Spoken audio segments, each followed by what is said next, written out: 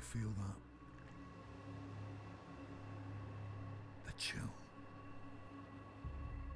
As it spreads through your body. A shiver runs up your spine as the brisk wind bites. This is no time to freeze.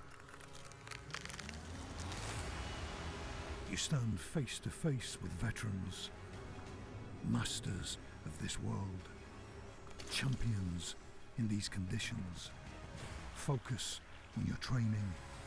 Use the pressure as it cracks the world around you. As the ground melts beneath you, slow your breathing.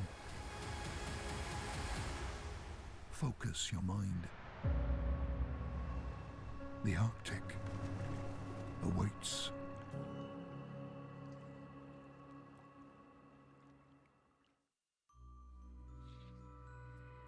This is Extreme E, and the global adventure continues from Senegal in West Africa.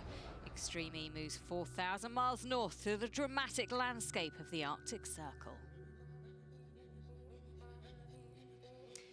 Hello, I am Jenny Gow. Alongside me in the commentary box is Andrew Coley, and down in the pit lane for us, Caroline de Moraes brings us all the interviews and all the action live from Kalaallit, and a spectacular place to go racing. Yeah, we're at the midway point in the season as we race in front of the Russell Glacier, highlighting some of the issues which are facing the Arctic and inevitably from that, all of us. If this is your first event, this is Extreme E. The world's finest drivers have joined brand new teams to compete in the Extreme E Championship. Each team will consist of one female and one male driver. The drivers will compete in X Prix across the globe, each highlighting a specific environmental issue. An Extreme E race consists of 2 laps. The male and female driver must complete 1 lap each. Each team has 2 hyperdrive power boosts they can activate on lap 1 and lap 2 of the race.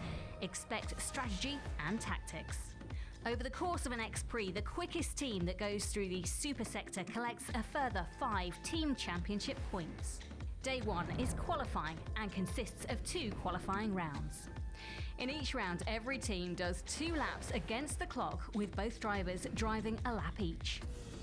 In both rounds, there are qualifying points up for grabs, and this determines how they progress to Day 2, semi-finals and crazy race.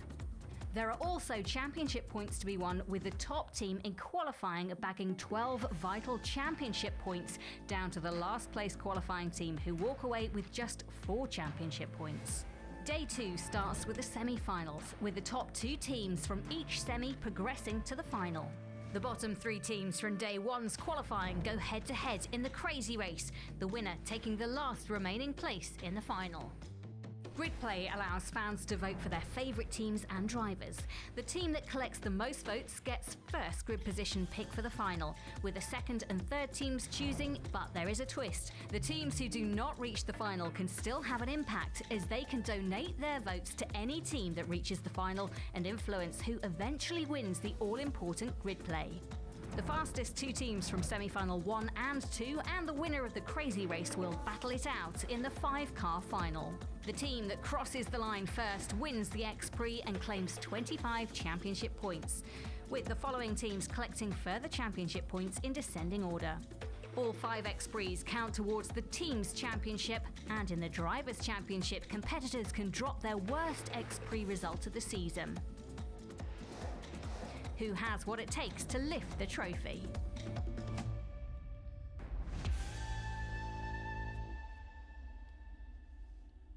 So there you go, that is how Extreme E works. This is a view of the fantastic track up here in Greenland.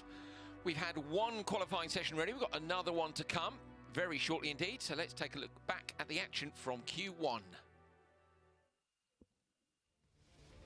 Veloce went first, but we're looking at JBXC, who didn't have the easiest of mornings. They went over that big rock garden, and unfortunately for them, suspension arm broke, and that was the end of their drive. Yeah, game over. A much better result for Jutta Kleinschmidt and Matthias Ekström at Cupra. They were quickest yesterday in free practice, and they were quickest again in Q1. Not so much, though, for championship leaders RXR. Molly Taylor with this roll, and Kristoffersen had already stopped 3 times by this point, Jenny. Disaster for them. Yeah, look inside the car at the roll. I mean, Molly Taylor made it look like water up a duck's back, but I can tell you, if any of us were in that car, it would have shake, rattled and rolled us to the very core. This was Kyle Leduc having a huge moment at the exact same place. We've seen drivers take it a little bit steadier since then. Leduc got away with it where Molly Taylor didn't. He was fastest and actually got the super sector time at this point and then clipped that flag. And the 10-second penalty meant they had to give up the fastest time to these guys. Yep, Sebastian Loeb and Cristina Gutierrez looking really smooth out there, even through the rocky garden. And they set the fastest time of the morning to take them to be in lead position at the end of qualifying 1. Timmy Hansen was on an absolute flyer. He was pushing so hard. He actually managed to beat Kyle Leduc's time in the super sector. He came in some 10-15 seconds up, looking on for the fastest time. They hit the brakes hard on the way into the speed limit for the switch zone, and the car shut down. Disappointment for Hansen and also for Munnings, who was waiting at that change zone. She jumped in the car. Brilliant job by her under a lot of pressure on the second lap.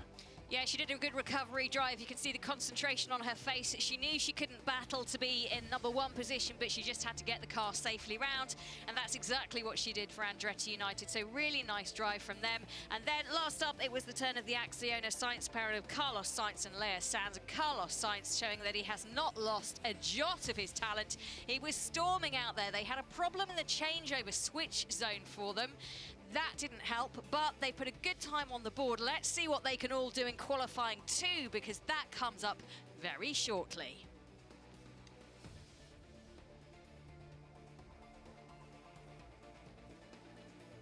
Well, top of the table at the moment, as you've seen, are the X44 squad. Great job by them here in Greenland, and it's been a good season so far.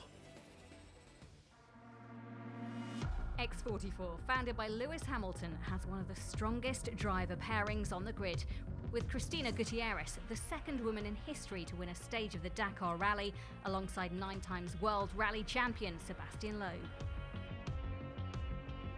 Arriving in Saudi Arabia, they hit the ground running and qualified in first place. Day 2 saw them line up for the first wheel-to-wheel racing action, and after a hard-fought semi-final, they slotted into second place, securing a spot in the final. Loeb lined up against the 2019 World Rallycross champion Timmy Hansen and the reigning World Rallycross champion Johan Kristoffersen. Unfortunately for Seb, his competition was the least of his problems. I think Loeb's got some sort of an issue there. He was really struggling. No power steering, no power steering. Despite that bad luck, it was a great opening weekend for the team, and momentum was on their side as they took to the beaches of Senegal. They put together some excellent laps under pressure to secure the best time overall in qualifying and even more championship points. In the semi-final, after a tough start, they entered the switch zone in third place, but a communication error for the Abt Cooper team during the driver switch saw them take second place. Cristina was all over Molly Taylor, but wasn't able to take the lead and crossed the line in second, meaning they would go head-to-head once again in the final.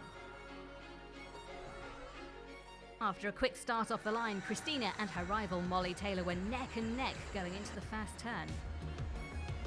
This is a real good battle between the two of them, because they're not having to take the line they wanted to. Oh, disaster there for the Hamilton car. It's been pushed out really wide, lost so much time. I come over, guys, sorry. With damage after the contact with RXR, meaning they couldn't continue, they finished 4th overall. It was another disappointing end for the team, but with 2 qualifying wins and 2 trips to the final in the opening rounds, they've secured a strong points haul and a second in the championship. Will they continue their success in the Arctic X Prix? Well, at the minute, they are continuing that success, aren't they? They're top of the table after Q1. This, of course, is the championship standings. Rosberg X Racing were 14 points clear of X44, but RXR have had an absolute disaster this morning, and X44 are where they've been all year, top of the pile, with 1 qualifying session left to go in Greenland. Well, we are ready to go with round 2 of qualifying for the Arctic X Prix. 7 degrees, so the temperature vastly different from the first 2 rounds. And there's a lot to be excited about. Points up for grabs, places up for grabs as well, to decide which of the semi-finals you get to go into. So let's get our eyes down and focus as we bring you all the action.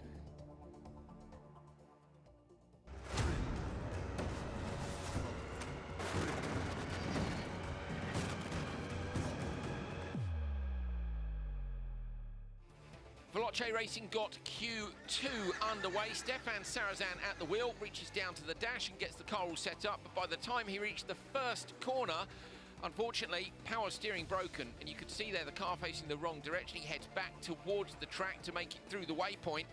But he already knows that he's struggling. Stops the car up by the lake, tries an electric reset on the machine, which has sometimes worked, but he realised very quickly, and was on the radio back to the team saying, the electric reset hasn't fixed it, this is mechanical steering. So unfortunately, whilst the wheels are facing in the right direction with no power assistance on the Veloce machine, it was going to be a wrestling match for the entire 8.6 kilometres for both Sarazan and then for Emma Gilmore as well. Emma in this weekend, because Jamie Chadwick is competing in W Series for Veloce at Spa-Francorchamps.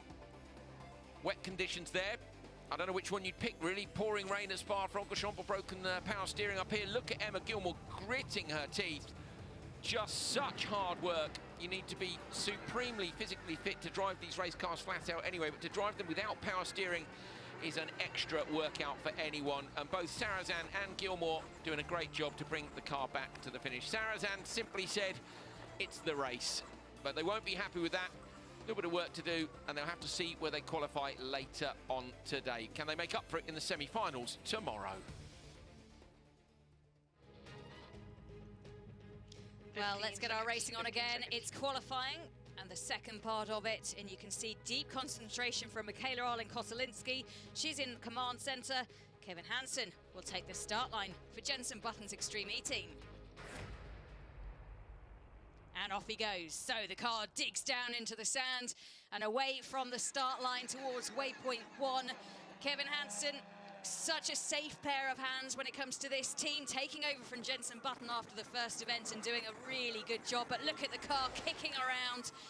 Just looks like it's fun, but I mean, high risk, isn't it, for these cars? They're bouncing all over the place, and we know some of these ridges are digging up, some of the bounces, some of the dunes, very difficult to handle. For me, these guys need to take a risk. They were P9 in the first session, so really they've got nothing to lose. This goes one of two ways. Obviously, you don't want to crash. If they have another mechanical issue, they broke the steering in the first one after the car had stopped as well. Okay, you end up P9, so what? You know, it's the same position you're in now, reset overnight and try to win the crazy race and make it through to the final. On the other hand, a really good time here could see you catapulted up, right up the standings. So if they could go P1, P2, P3 in this session, they could get themselves into one of the first 2 semi-finals, which doubles their chances of a slot in the final. So I think go for it, because why not? You're in P9 at the minute. If you end up P9, you know, nothing ventured, nothing gained. Yeah, absolutely. Fastest at the moment, that's what you would expect. The suspension break earlier on in qualifying round 1 meant they didn't set a time on the clock, as you say. So a lot to make up for Hansen as he goes around this 8.6 kilometre track. Michaela just watching on with Jenson Button to the right of her. There's nothing she can do right now, and you can see so close to the waypoint flag.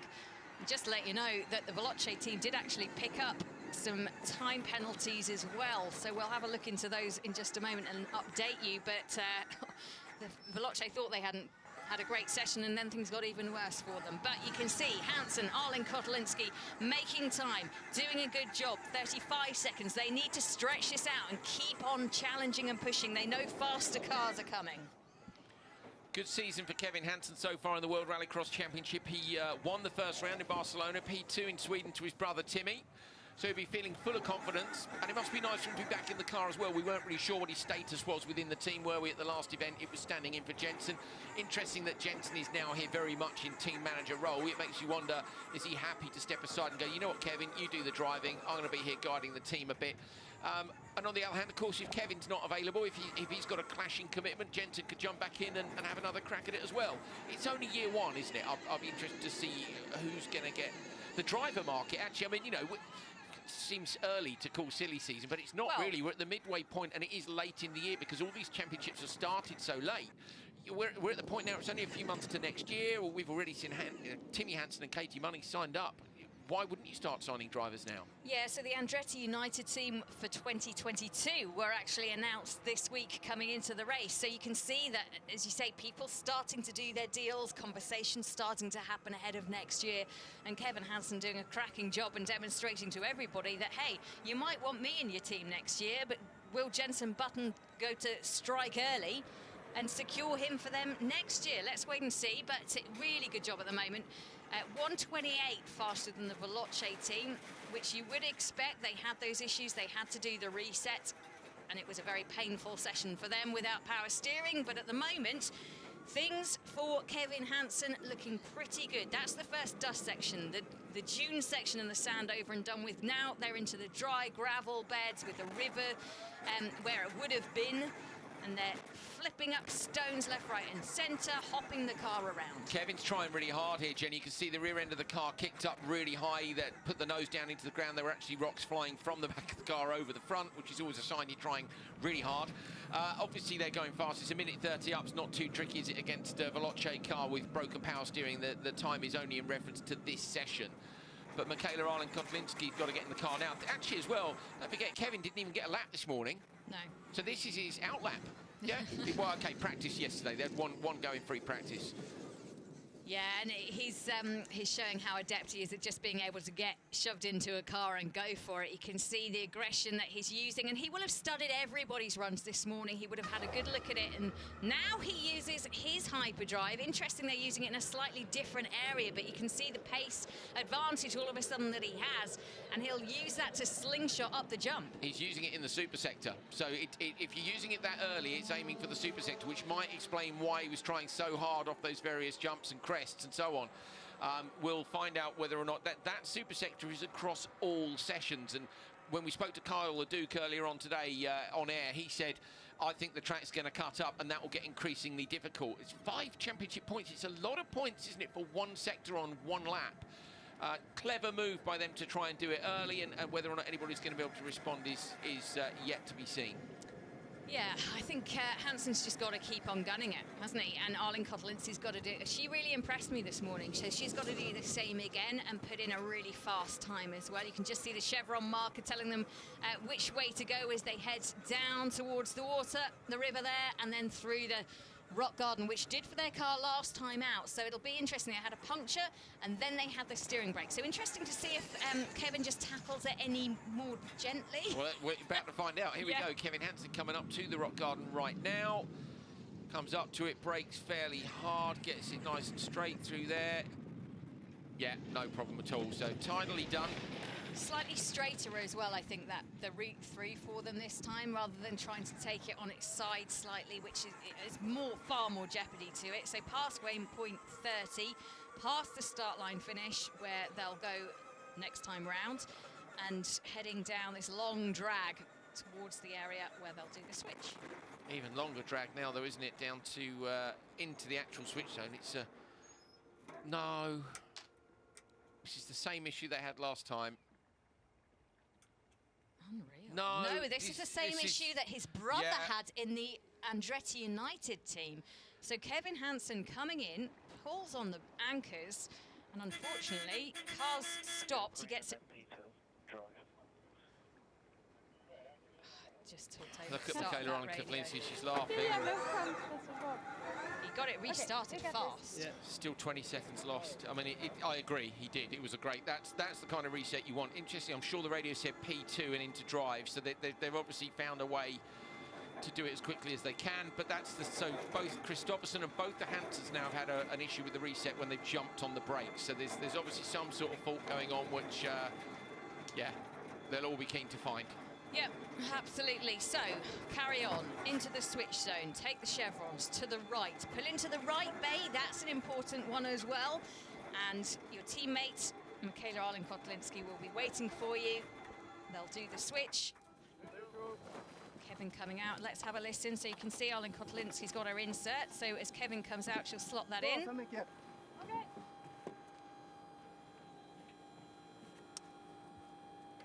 Took a little while to get that in, didn't it? The seat insert. Kevin's going to reach in and help with the belts. Swedish, unfortunately, for the feedback. Yeah, but he was at least trying to give her some information. We can't understand it because neither of us speaks Swedish. No. Oh, I thought you were going to blow me away and impress me and then to go, well, actually, I do. No, we had some text messages about some Swedish earlier on today, but we don't speak enough Swedish to know exactly what the feedback was there. Thank goodness. Look how quickly that was done, Jenny. You know, we saw earlier on issues for Acciona Sainz trying to get the changeover done quickly, and they didn't manage it. But even with the little delay getting the seat insert in, I think it's clear that the JBXE squad have managed to get a really quick changeover done then. Yeah, that was impressive. They were really slick about that. So Michaela at the wheel now. So Michaela, 1 minute and 20 up. So remember, they're going to gain time on both runs here because poor Stefan Sarazan and Emma Gilmore had to do the whole run without any power steering. So they will continue to gain that time.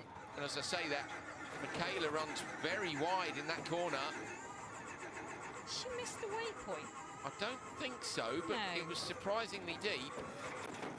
It's fine, it's just very wide, isn't it, compared to some of the other points. This is where we've had a few thrills and spills so far. Molly Taylor earlier did a double jump there, rolled the car 360, carried on. We also saw Kyle Leduc having issues there, but Arlen Kotlinski just very safely handling that car through that section. She just wants to keep her foot in. You can see there our 4-angle split screen really gives you an idea of exactly what Michaela is going through in that car. The hands crossing, almost crossing that point of no return, really, so tight. And then she'll come round into the chicane, hard left. Oh, and you can really see the car kicking out. She's fighting it, even though she's got power steering. So just imagine the job that Emma Gilmore had to do as they go up into this very thin, narrow section, which is rutting heavily as well as they go through these qualifying sessions. Down the hill, kicking up all that loose sand. Lovely stuff from her. Back to 1 minute and 30 in front now. That's what Kevin came in on before they had the little issue and lost 20 seconds or so. I mean, if Kevin gained 1 minute 30, you'd like to think that Michaela could probably gain another minute again on this second lap. But then I guess, everybody else is going to be looking for a clean run, aren't they? And they'll be hoping to get past them, trying to see, well, of course, they were P9 last time. I mean, yeah. Well, they're not going to be P9, are they? They're going to beat Veloce. Yes, that's true. That's very true. Good for them. They've Hurrah. got to look at the bright. They've got to look on the And I bright tell you side. what, all is not lost because, No. okay, all of the points that they gained today, which are, they're like the intermediate points for this, for qualifying. There are championship points at stake as well, but if you get your points up and you do a decent job, you go through into a decent semi-final. And even if you only go through into the crazy race, now the way that the championship runs, there is a route through from the crazy race to the final. So I don't think any of the teams need to be too despondent at the moment if they haven't had a blitzing day today. You'd be feeling very different about a bad day here than you would have been about a bad day in Senegal or Saudi Arabia, wouldn't you? Sideways from Arlen Kotlinski at the bottom of the hill. Coming down onto the gravel section now, she's got the very fast run down to the hairpin right in front of the glacier. Watch for her being nice and late on the brakes here. You want one long braking zone and then get the car turned in while the weight's over the nose. Here she comes, on board. There are those little corrections that we were talking about earlier on, which are so difficult when you don't have the power steering. Just loads of tiny little inputs which she's making the whole time to keep the car straight. It's obvious, isn't it, in the corners that there's a lot of steering input, but I think it's not so obvious the amount of steering input there is when you're in a straight line, particularly driving on loose surfaces. You're constantly correcting the car. Yeah. Right, across the riverbed section, dipping up and down. She'll come up to gate 18 in a moment, which is one of the gates. You get a stunning view of the Russell Glacier in the background as you dump all the way up and then jump down. The impact on these drivers is quite aggressive. There she goes, down. Nice absorption from that car. Almost 2 tons of it. And remember, Michaela came to this, she was actually the Extreme E Continental test driver. So she's got a lot of experience, but I doubt she's ever dealt or tackled anything like this before, even in that role. No, they did some testing in the south of France at Château de las Dours, which is a famous... sounds nice. And it's actually incredibly rocky, rough roads, which the WRC teams used to use for safari testing. Wow. So it's a really rough test venue, and obviously the idea of that is to do your best to break the car or to have punctures, because that's what you're testing for. It's a shame. They've done a really good job of that so far this weekend. They wanted to do a pre-season. Yeah. Not quite according to plan. But yeah, so yes, she was involved in a lot of the testing, and actually both the Hansen brothers were involved a little bit in that test program as well. Worth mentioning too, there's a rookie test coming up after Sardinia. So each of the teams is going to be able to nominate a male and a female driver that they would like to try in the car. They'll come along for the whole weekend, follow the teams around, you know, get a feel for what happens in Extreme E, and then there'll be some testing and then actually a timed run as well. So we're going to see potentially 18 new drivers try these cars.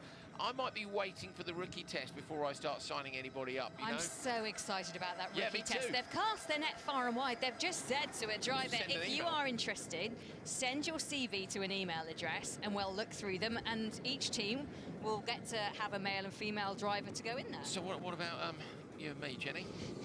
You reckon? Do you really need that slow person like me alongside you? I think you can do better for yourself. We're a team. Well, Come on, we'll give it a whirl. I don't think anybody needs that sort of... Well, I'll tell you what, me and Jenny, we'll say this to the championship, me and Jenny want to come to the pre-season test next year. We want to drive the car. Oh, there you yes! go. So we're Sign me going to up go, for that. we'll go and lay down a lap time at the pre-season test each. We'll see how we get on. And if we're any good, then we'll get signed up and you have to get someone else to do the commentary. Worth noting it's not a young driver. Oh, my goodness, did you see the rock that Michaela Arlen Kotelinski clattered into there? That wouldn't have been ideal. I just wondered if there's any damage to the floor. That was a huge rock. Wowee, they are giving this car everything to tackle, but look, she comes into the finishing line, she sets the fastest time, she's 1 minute 40 faster than anybody else, but that's the first representative time we've had. Congratulations to JBXE. 15 seconds, 15 seconds. Next car on the grid and ready to go. Well, that's Jutta Kleinschmidt putting her balaclava on, because down in the car is Matthias Ekström. Slight technical problem for Ollie Bennett, meaning their run wasn't completed. So now we see off the line Matthias Ekström. They were P2 in that first session. And how far behind were they? They were 3 seconds off the leaders X44. The fastest time actually in that first session, if you remember, was Segi TV Chip Ganassi Racing. They got a 10-second penalty. So the three cars right up there. Ekström going a little bit quicker at the moment. We'd expect that, really. The teams that have gone so far haven't been on the pace that App Cooper have. They've been on fire this weekend. Yeah, they've looked so impressive and really got their act together when it comes to working as a team. Remember, this is a relatively new duo of drivers, with Kleinschmidt stepping in at the last minute last time out, so now she's got the seat permanently. So it's Kleinschmidt and Ekström, as you say, and Ekström showing us what he can do. The tricky turns between gate 3 and 4. We've seen some of the cars really struggling. They've taken the jumps. Oh, and you can see a lot of jumping there. I'd like to see the external footage of that to see just how dodgy that was, but it looked like a big moment for Matthias Ekström at the same jumps that we've seen someone like Molly Taylor previously for XRX losing the car. Yeah, roll there, wasn't it, for Molly?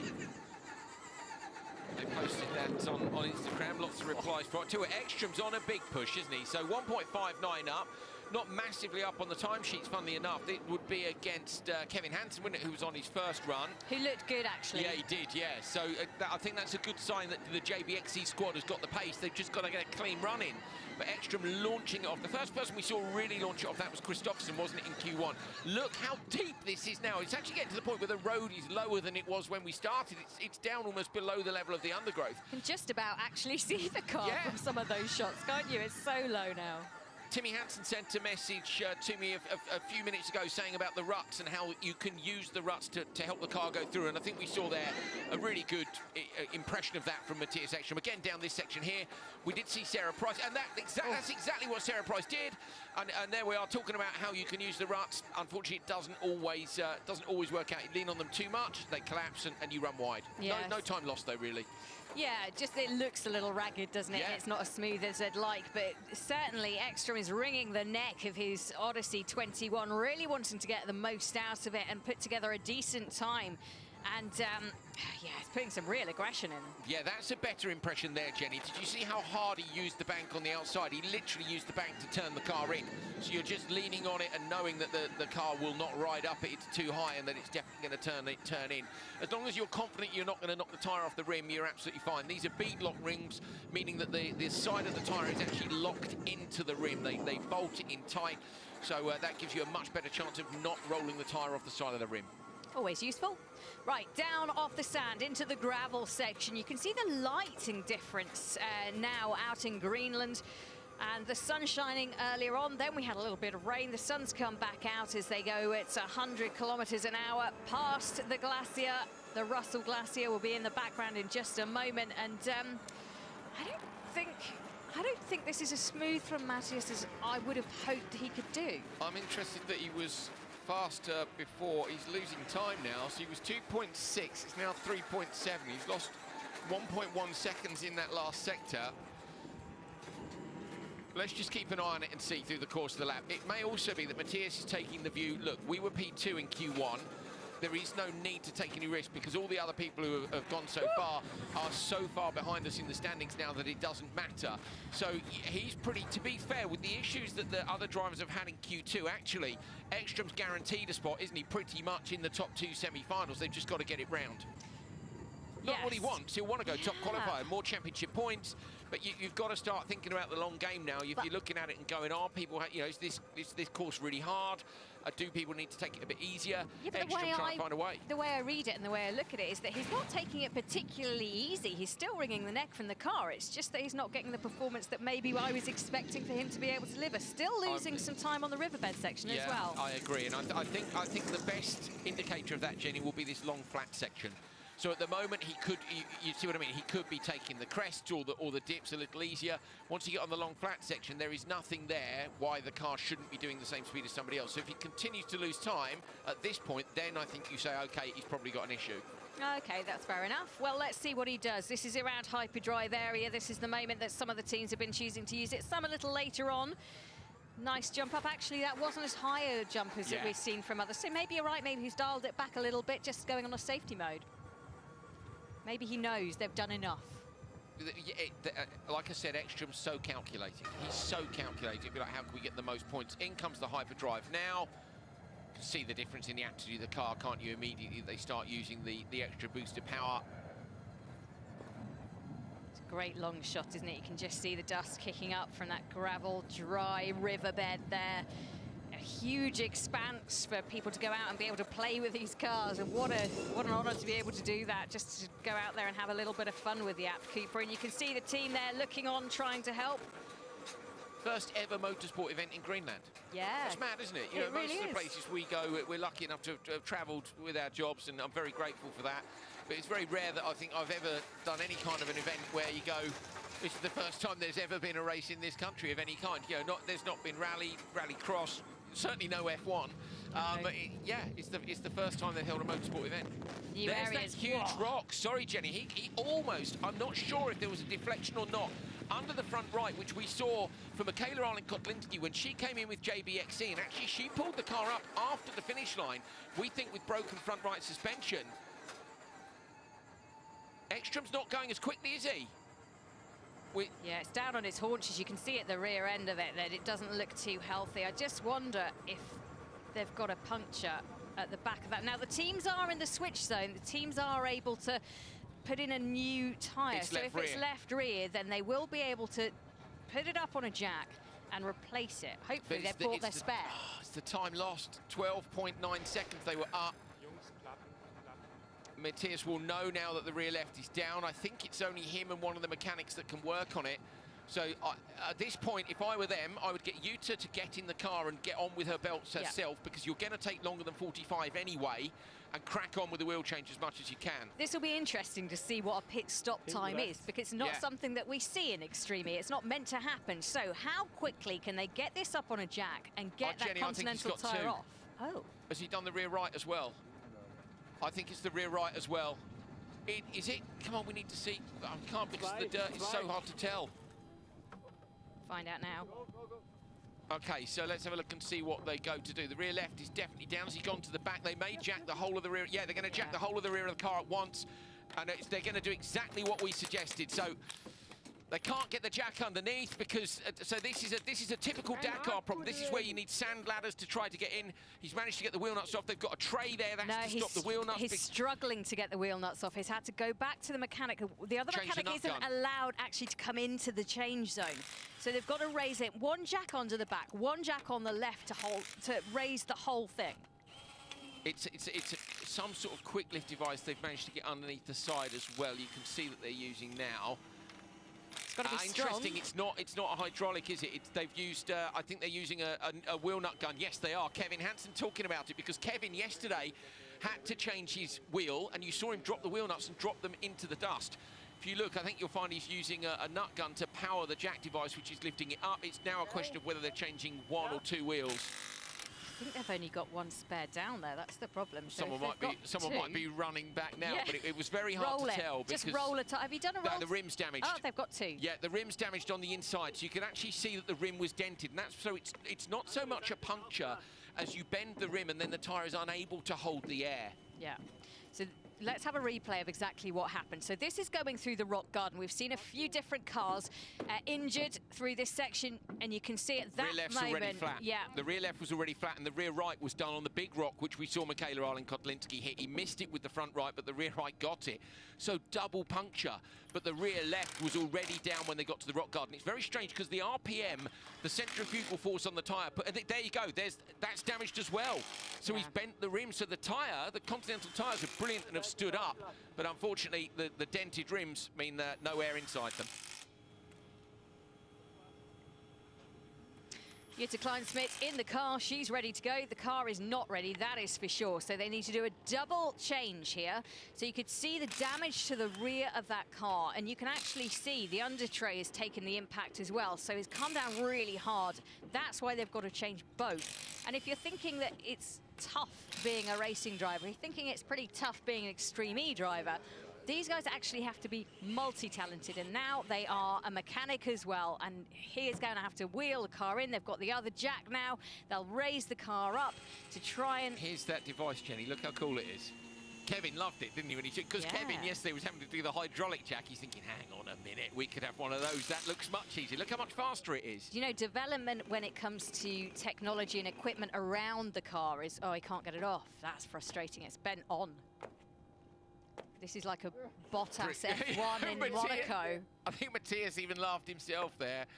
Oh, no. So a good tip here, if you can't get the rim off, is to use the other wheel to hit it with. So you take this big wheel here and you swing it into the rim. But that's on a road car when you can pick the wheel and tyre up. This won't be so easy. If the two of them took a side each, Ekstrom's going to go underneath and try to kick the rim off from the back.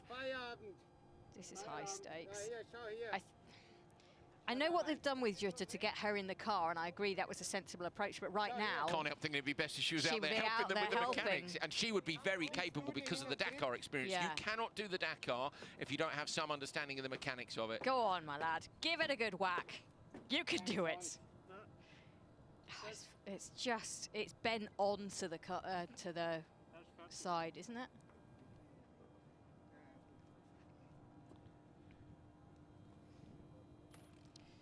Frustrating times for Ekstrom. It looked like a really good run and the first clean run we were going to have. He's putting the rim back on, so they've decided they can't get it off, so they've got two choices now. You retire the car at this point, but Ekstrom is putting the wheel nuts back on, and it may be that they say to Jutta, you've got a rear right puncture, there's nothing we can do about it, we can't change it, drive on it. Wowzers. That's drastic, isn't it? Well, as we said earlier, though, a bad time is better than a DNF. You just drag it round. When we've seen people, lots of people have had issues, get the time in, you might end up third at this rate. I mean, it's crazy, isn't it? Yeah, I suppose they can give it a go. They can give it a go. Start the car and actually see how bad it is, because until you've actually got out there, you don't know. Right, so Jack's being released now with that very clever trick. I like that.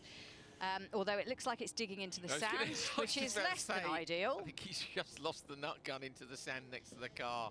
Oh, golly gosh, it's just like nothing's going to go right this afternoon. Door is open. Are they deciding to retire the car? They hadn't closed the door, I don't think. It was closed a minute ago when we looked at the onboard of Jutta, but... I'm sure she's getting a little fresh air. That's our camera person. Yeah, Jutta's out the car. Well, that's a real shame. They were on for a good time, and it looked like one puncture just before the rock garden and then a double puncture. We don't know how long Ekstrom was carrying it for because he wasn't as quick as we thought he could be. But there we go. The run's over for Extreme Apt. We're going to take a look at a lovely drone shot here of Kevin Hansen in the beautiful backdrop of Greenland. Constant shot the entire way through. You just don't get this, do you? We're so lucky to have such fantastic venues, but also to have the use of these drones to be able to follow the car. It gives you an idea of the vastness, I think, of the venue, and also a completely different look at the track. Yeah, it's, technology has come on at every level, but drone work is one of the most impressive, I think. And when you actually see them in location flying, the guys that are flying them, it's just awesome. And flying himself, Kevin Hansen in the JBXC team. You can see the number 22 at top of the car. That drone shot shows that very nicely. That, of course, Jenson Button's racing number when he was in Formula One. When he was in karting, he had 22 as well. And the 22 carries on to XE as well. Could see here the elevation change. I think that's one of the things that we always say. I know we always say it, you can't see the elevation on television, but certainly you could see how steep that climb is from the valley floor up, then past the lake, and they climb again, in fact, before the long drop back down towards the hairpin on the other side. This is the narrow section. The banks either side here, left and right, there is more earth and undergrowth in it, meaning you can lean on the banks a little bit more. We saw Ekstrom doing that on his run. He wasn't too concerned about running a wheel up against the edge of it. We also saw, of course, that flag there is the one which Emma Gilmore took down in the Veloce racing machine. Look at the ruts, though, as well. The track conditions changing constantly. More climbing, look, and now the drop. If you look over to the left in that shot especially, you can see the glacier. It's the Russell Glacier, and that little basin there is where it would have been in the past. It's shrinking at a rapid rate. If you want to find out more details, there's plenty more about the changes that are happening in Greenland and all of the changes that we're hoping to make happen as well while we're out there. But what a stunning shot it is that you can see. Down now onto the flat gravel basin. This is where the glacier used to be. We're actually racing on land, which was covered by the glacier. Down towards the hairpin at the far end. There are undulations here, and you can particularly see some in the braking zone there for the long open hairpin right that Kevin's turning into now. But you can see it's a much smoother, flatter prospect. And this is where the drivers are able to really push. It's why we think there are lots of places they could use hyperdrive, potentially lots of places they could pass. Yeah, for the racing, when it comes to 5 cars on here tomorrow for the final, just look at the expanse, look at the options, look at the angle of that JBXC car as well, with Kevin really wringing the neck out of it and getting some serious front angle. That was where we were on board last time, and we saw the stones coming up from the back of the car and over the front of the windscreen. So yes, Kevin on a big push. The drop-off, that's actually the start there of the super sector. We've seen some people use hyperdrive down here to try to win the super sector. And then there's a long, flat run up to the finish. But what an absolutely brilliant piece of camera work by one of our drone guys. A great drive from Kevin Hansen. 15 seconds, 15 seconds. So 15 seconds if you're expecting to see the Rosberg car. They are taking a little extra time to fix it. So it'll be Chip Ganassi taking to the start line. And there we can see the Segi TV car ready to go. And away we are with the Chip Ganassi team. A solid performance from them earlier on.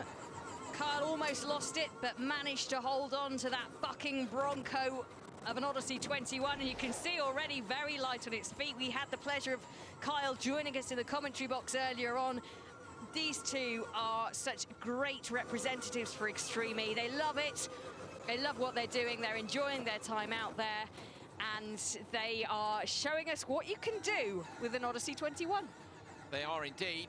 We've seen incredible flashes of pace from both Sarah Price and Kyle Leduc. Of course, Kyle Leduc won the super sector last time out in Senegal. It's no holds barred. He lost the super sector in the last run to Timmy Hansen. Timmy went just half a second quicker than him. Not sure. Kyle hinted, didn't he, that he felt track conditions meant it wouldn't necessarily be possible. Oh, the fender's off the rear of the car now. Oops. And he's broken it. So something has collapsed at the rear of the car, I think, and pushed the back corner off. And there it is. Rear left suspension has completely collapsed. And the back corner is off the car. And there was nothing that I saw there that was too untoward. I mean, we'll see red flag. And a shake of the head from Kyle Leduc. What do they need to do to get a change of luck?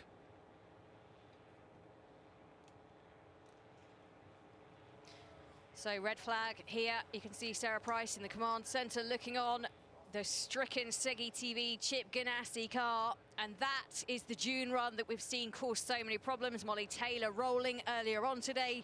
It was Carl Leduc who really had to rein in that car again when he went over it last time. Nice to see a little replay of what happened, but you can just see Kyle Leduc in the car. So we had a look back on board as he came over a couple of those crests, and the bodywork just suddenly appeared. The rear quarter, the rear fender, depends where you live as to what you want to call it. The rear wing, in fact, it was the bodywork just appeared, and I guessed something must have fired the bodywork off on the other side. I wasn't expecting the rear corner to be completely at 90 degrees. Here we go. So having a look on board, watching the background. So does he come sideways over anything, up and over the crest? Not particularly anything there untoward. Coming up now towards the crest. So we were riding on board looking back. Gone. He's broken already. He was broken on the first hit. The rear left was at a funny angle. Then when it landed, the wheel was already at an angle, and that will have ripped the suspension off. So it was only actually out by about 10, 20 degrees, the rear left, when we saw it come over that first shot. So here we go. Now watch here and see. Boom. Oh, yeah. Wow, it just rips off the whole rear end. Once you think about the forces involved at that speed with just a tiny angle, and now, of course, I mean, the wheel's now at 90 degrees, but it's already well off by there. So I think one of the links has broken, which has allowed the toe to go out, to toe out, and then it's literally just ripped the whole rear corner off the car. So that's not great. I'm gutted for them as well. I really am. It feels like they can't get a change of luck, doesn't it? It really, like, you look at the Kyle Leduc. He knew that wasn't his fault. He knows that when we spoke to him earlier, and he said, I've made a couple of mistakes that are on me, and that's not the way I want to do this program. He's referring there to the crash and shakedown in Saudi. And there was another crash as well, wasn't there, later with Claudia Hurtgen. But yeah, that's not his fault, Jenny. No way. No, they had this freak incident as well in Senegal where a loop came out and stopped the car. Let's hear from Sarah Price. I'm with Ganassi's Sarah Price. Sarah, yes. What's gone wrong? As far as we know, it's just a part failure on the rear end of the car. We don't know specifically what yet, so we're just going to take it back to the garage and do what we're used to doing in off-road and figure it out and fix it. Did Kyle say anything to you? No, he was driving, everything was perfectly fine, and then all of a sudden just the rear end gave out on him. Thanks very much. So it's time for qualifying to continue. We're in Kalaallit, as you can see, and at the moment positions, well, first it is the JBXC team, then it's of course Veloce with Apt Cupra, not setting a time, Excite Energy, no time for them either, and the Segi TV Chip Ganassi racing team also not setting a time. 30 seconds on the clock, and I would say there's some opportunities to be had here. Very much, very much. If you were a team who you're thinking, do you know what, I suffered in that first qualifying session, and I think probably the likes of Rosberg Extreme Racing would be thinking that. They're going to be going last, of course. 15 seconds, we haven't had a seconds. clean run. Even JBXC, they had a stop for 20 seconds on the way in, and Veloce had a problem as well. But this is Sebastian Loeb and Cristina Gutierrez for X44. They've been the top qualifiers at every event so far this season. And at the moment, they are in that top qualifying position after winning Q1 earlier on today. They're going to be hoping that they can get a clean run in here. Yep, Sebastian Loeb in the car. Let's see what he can do around this unforgiving, I think it's now fair to say, Arctic racetrack. It certainly caused people a few headaches, hasn't it? And I think people are starting to reassess how they approach this weekend. Oh, flat out, I want to win qualifying. We've been saying it a lot, haven't we, Jenny, about how do you manage the risk? What do you want to do? And certainly now when you're looking at the timing screen and going, hang on, I could get a P5 here really easily because of the people who've retired or had issues, maybe even a P4.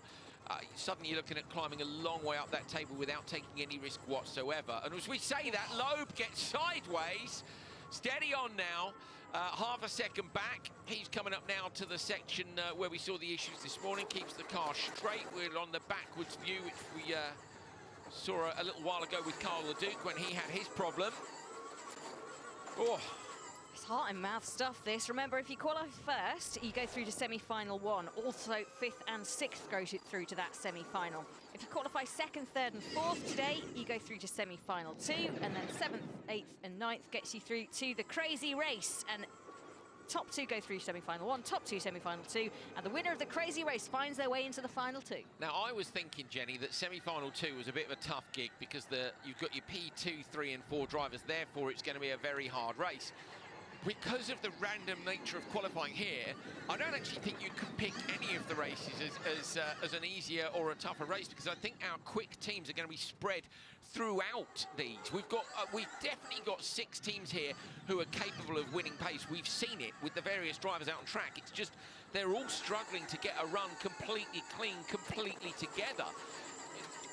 Could be pretty fascinating. It really could. You can see the sky, the clouds very heavy above. We've had the threat of rain coming in, and you can just see there Loeb not managing to get into that ruck. Gets kicked to the left of it and takes in a little bit more shrubbery than he probably would have liked. We've seen a few people struggling with that. A little bit of sideways sort of movement of the car. Doesn't look very comfortable, and losing a little bit of time as well now. 2 seconds down.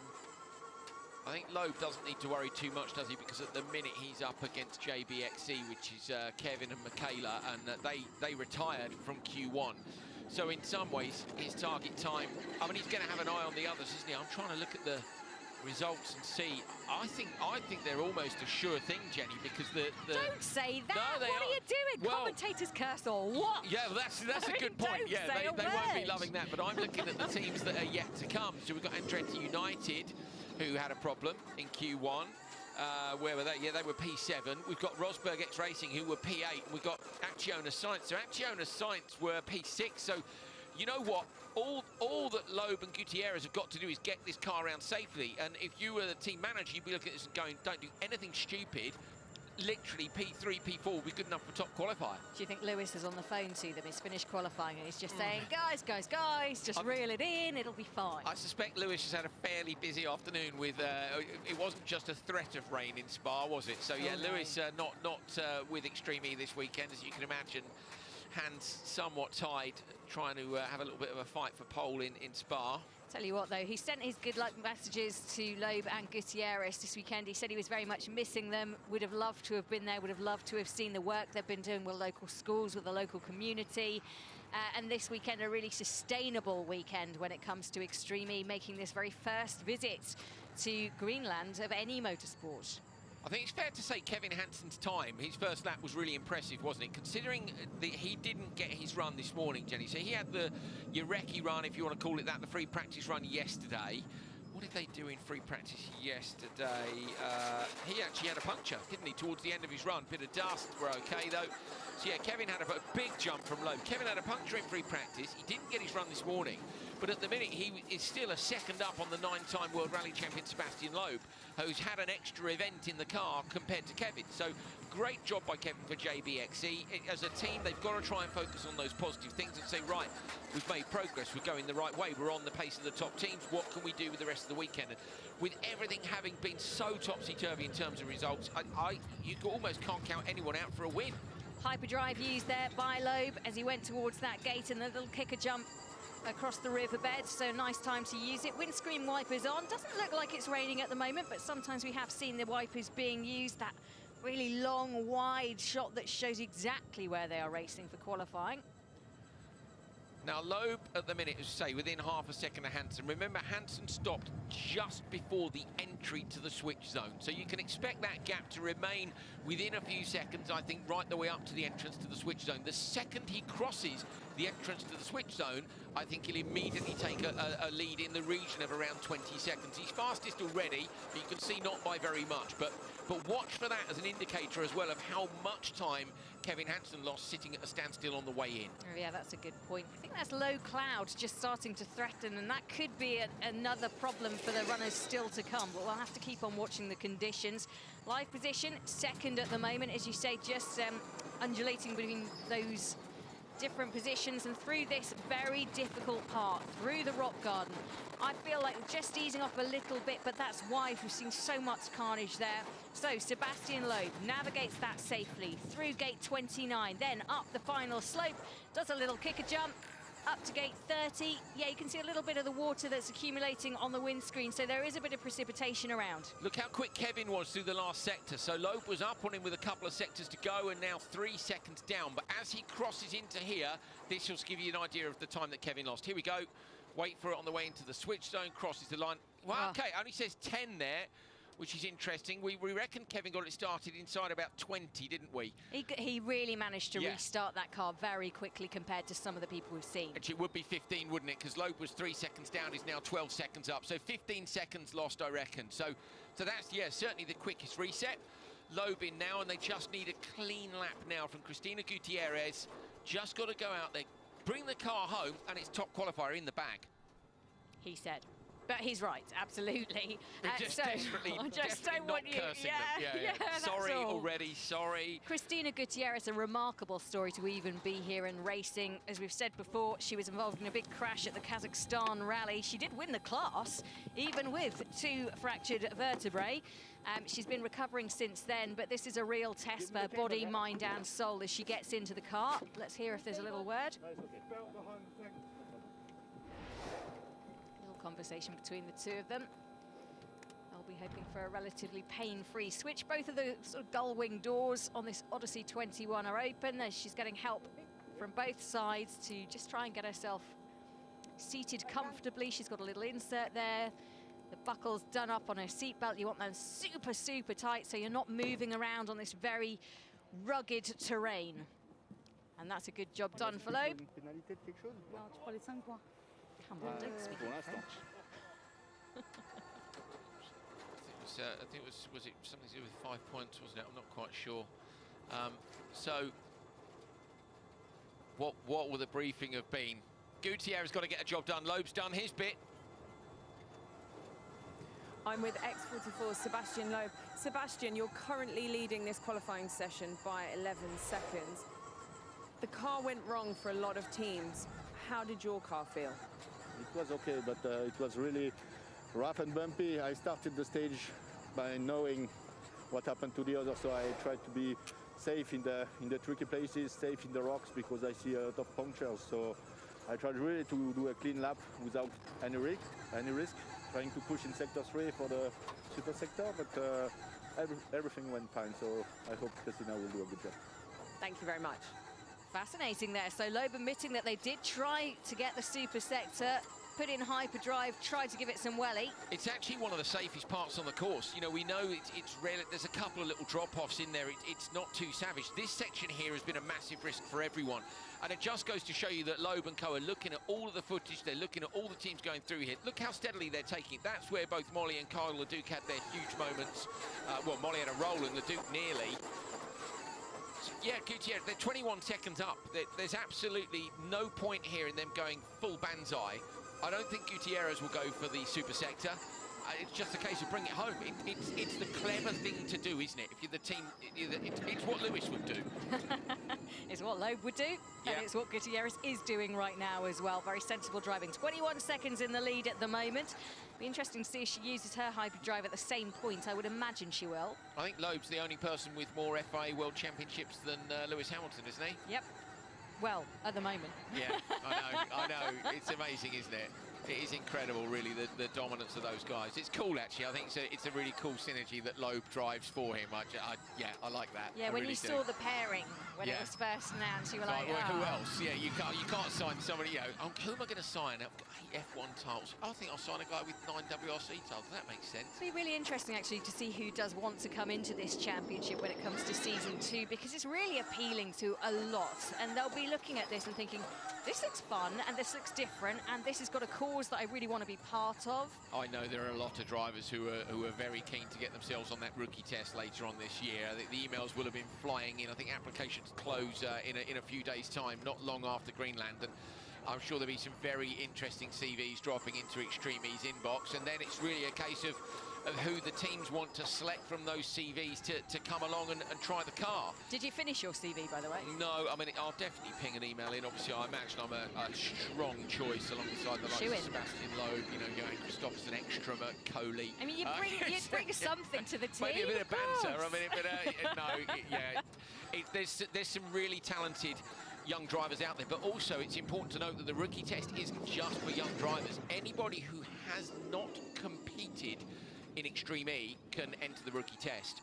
So there are some very good drivers out there, Jenny, at the minute who are somewhat underemployed and would be looking to do it. Yeah, Lewis maybe. Can Lewis sign up for his own squad? Oh, could you imagine if Why he not? finishes... I've seen him ride a MotoGP bike. I mean, we know he's a very capable guy. I've actually interviewed him once on a job when he was back with McLaren, and he said how much he enjoyed rally driving. He'd been blown away by the skills of a rally driver that he'd had a ride with somewhere. I mean, I'd love to see Lewis come and have a go. Then we've got to get Jensen in the car again.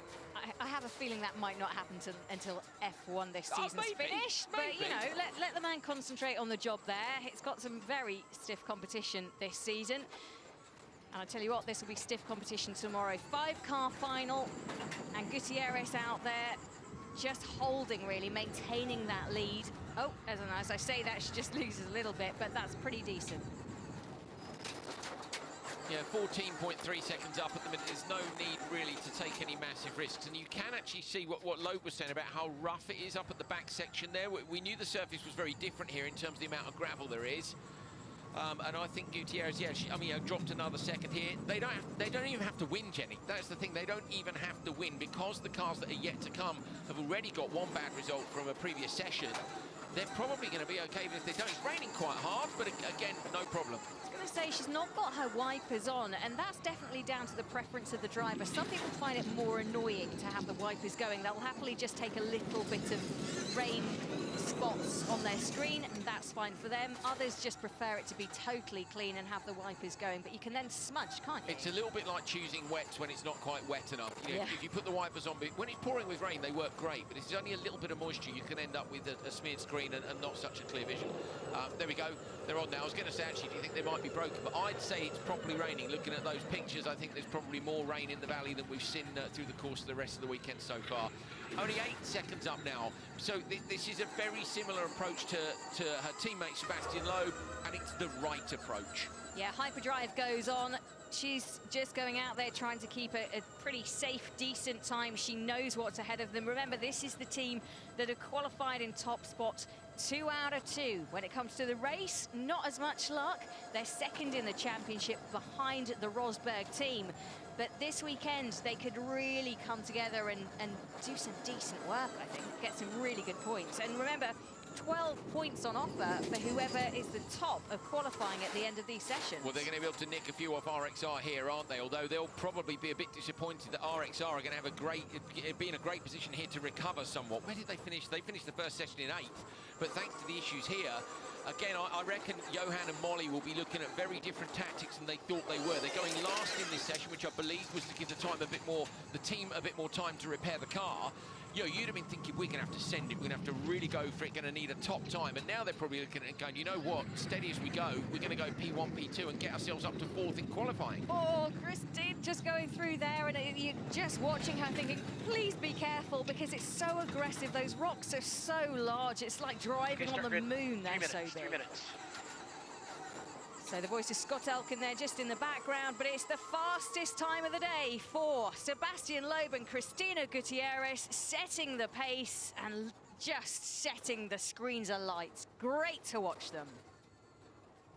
Yeah, at the moment, look, on the right-hand side, you can see 2 wins in qualifying with 3 cars still to go. I think that's the top qualifier spot sewn up for them. Andretti United getting prepped. Timmy Hansen on the left-hand side of your screen. That means Katie Munnings is in the car, as we expected. Yeah, worth saying that the drivers have to rotate. Whoever's in there for session 1 flips over for session 2, and then the same tomorrow. Whoever starts in the semi-finals, then they alternate with whoever goes into the final. So it's a clear sight of who will start the final. That'll be Katie's role tomorrow. But right now, she's looking at qualifying and what they can do. So Timmy Hansen and Katie Munnings for Andretti United Extreme. The co-owner, look, Michael Andretti and Zach Brown. And we had a chat yesterday with Katie's mum and dad, Chris and Tracy, FaceTime them during practice. Yeah, and I said, how are you doing? And they said, oh, it's just awful being at home. It's absolutely awful. We then gave a call to Susan Hansen, Timmy's mum, and she said, oh God, I can't stand being at home. They want to be able to watch every session. We're really lucky we can see the whole of free practice here, and I think they were quite pleased to be able to know that their children were doing a great job, and I'm sure they'll also be over the moon that, of course, Katie and Timmy are the first two drivers to be confirmed for 2022. Andretti has signed them back up, ready for another season of action. 30 seconds. Worth noting as well that McLaren are coming into this championship next year, and they've announced their male driver is Tanner Faust. If you haven't come across him, World Rallycross man, also Top Gear America, is that right? He was Top Gear America presenter, he was indeed. 15 seconds. Worked with him, really nice guy, exciting, he'll be very dynamic. Oh, he's brilliant. Tanner's brilliant. Background in drifting, rallying, rally cross. He is very, very versatile indeed. I think it's a great signing by them. Hansen and Munnings for Andretti United heading out for Q2. They were P7 after the first session. They're hoping now for a good run here. Gain them some points back for both the championship and in qualifying. How far up the qualifying order can they get? What sort of risk are they going to take here? Really, it's only X44 that have had a clean run, and it was pretty clear that X44 took it fairly easy, Jenny. So I think here Munnings and Hansen could go to the top of the table, but also they don't need that risk to get a good qualifying result. So it really is about what the team have decided the strategy for attack should be. Yeah, they'll have seen the damage that's been inflicted on some of these cars. At the moment, they're in position 5, but as we go round, we'll see what they can do. I think it is steady Eddie, isn't it? You've got to go out there. You can't be reckless on this. This course is just too difficult for that at points. So she's going to tackle these two big bumps where you've got to get it right. You've got to line the car up. She actually bounced fairly unkindly there. Yeah, and you can see the look on her face, and then it's a bit of relief afterwards. Yeah, I'm glad I'm through that section. I imagine the relief on her parents' face at the home will be the same, and Timmy Hansen too.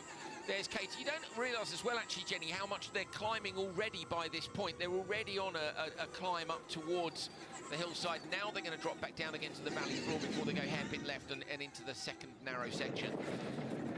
Yes, there's some exciting and very interesting parts on this track. I think it's been designed brilliantly. I know the guys have been out there working very hard on it, and it just goes to show that, yeah, it's difficult, yeah, it's challenging, and you have to nurse the cars round, but my word, they've done an impressive, job of designing it. Absolutely, yeah. Timo Scheiner went on the recce earlier on this year. Tamara Molinaro is out there as well. We spoke to her earlier on. James Taylor and Guy Nichols as well from the organisation side, and I'm sure planning a track like this is, well, I'll be honest with you, Jenny, I'm sure it's great fun. Yeah, going out I love and doing it. a recce in a load of off-road cars sounds like a gig that we could get into, doesn't it? I mean, maybe they need the input of the commentators for the course. But are you not enjoying your commentary role? Because at the moment you're trying to sell yourself into every other role. Look, honestly, it's only the driving, Jenny. If I win the lottery, I'll be gone tomorrow. I'll be P10, but that's absolutely fine. You know, as long as you're having fun, I'm sure you'll be okay. I'll get through it somehow. Just like Katie Munnings is getting through this session as well. She's digging in. She knows the job. She knows the task at hand. She goes past that lake, a little bit messy there, but a little bit ragged. Look, she's only 11 seconds down on a 9-time World Rally champion. This is exactly what they need to do. I expect Timmy will be slightly quicker, as he was earlier on today. He was fastest in the super sector. You could actually argue Timmy Hansen is the form man. You know, we saw several people trying really hard in there. They were just unlucky that it didn't quite work out this morning. So, yeah, let's see what they can do. But it is definitely low risk. I think it's going to be low risk for everybody yet to come. Sainz is probably the only team who could really benefit from a big push, because they had a half-decent result this morning, and another good result could see them go up as high as P2. Yeah, that would be great. Drone just flying, capturing the images as the Andretti United car goes round. They'll make their way towards turn 16. Very different surface now. Just saw Katie come down and put her hand just down. It looked near the brake, but we'll see how she's doing. She looks like she's all right anyway. She comes towards the ice sheet. The Russell Glacier will be in the background as she takes the turnaround 16. That chicane to start navigating her way back through this bouncy, rough riverbed surface, with the stones flying up everywhere, and Katie very committed at this section. Yeah, in sectors where when the light goes green at the bottom of the screen, that means that Katie is gaining on the leading time. So that's gaining on the time of Sebastian Loeb. I can't highlight that enough.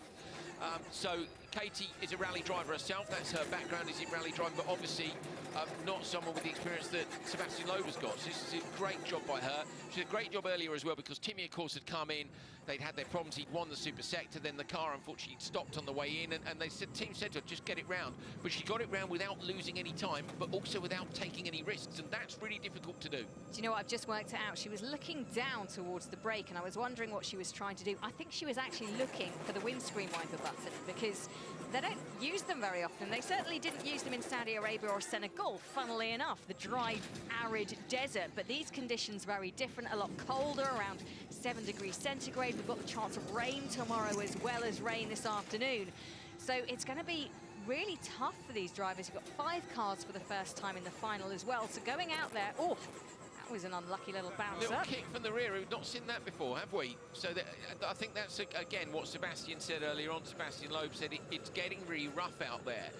I guess the difference is going to be the approach tomorrow when you are with other cars. You won't get to choose your pace and your level of risk, because it will be quite simply, do you want to make the final? Do you want to win? People are going to have to take risks tomorrow to get the big points, and I think they will. Now, I know you have not driven in the Arctic. No. But I wanted to ask you, because motorsport's never been there before, I wanted to ask you, you get snow blind when you're out skiing or whatever, and you just see white in front of you, you can't really tell the definition.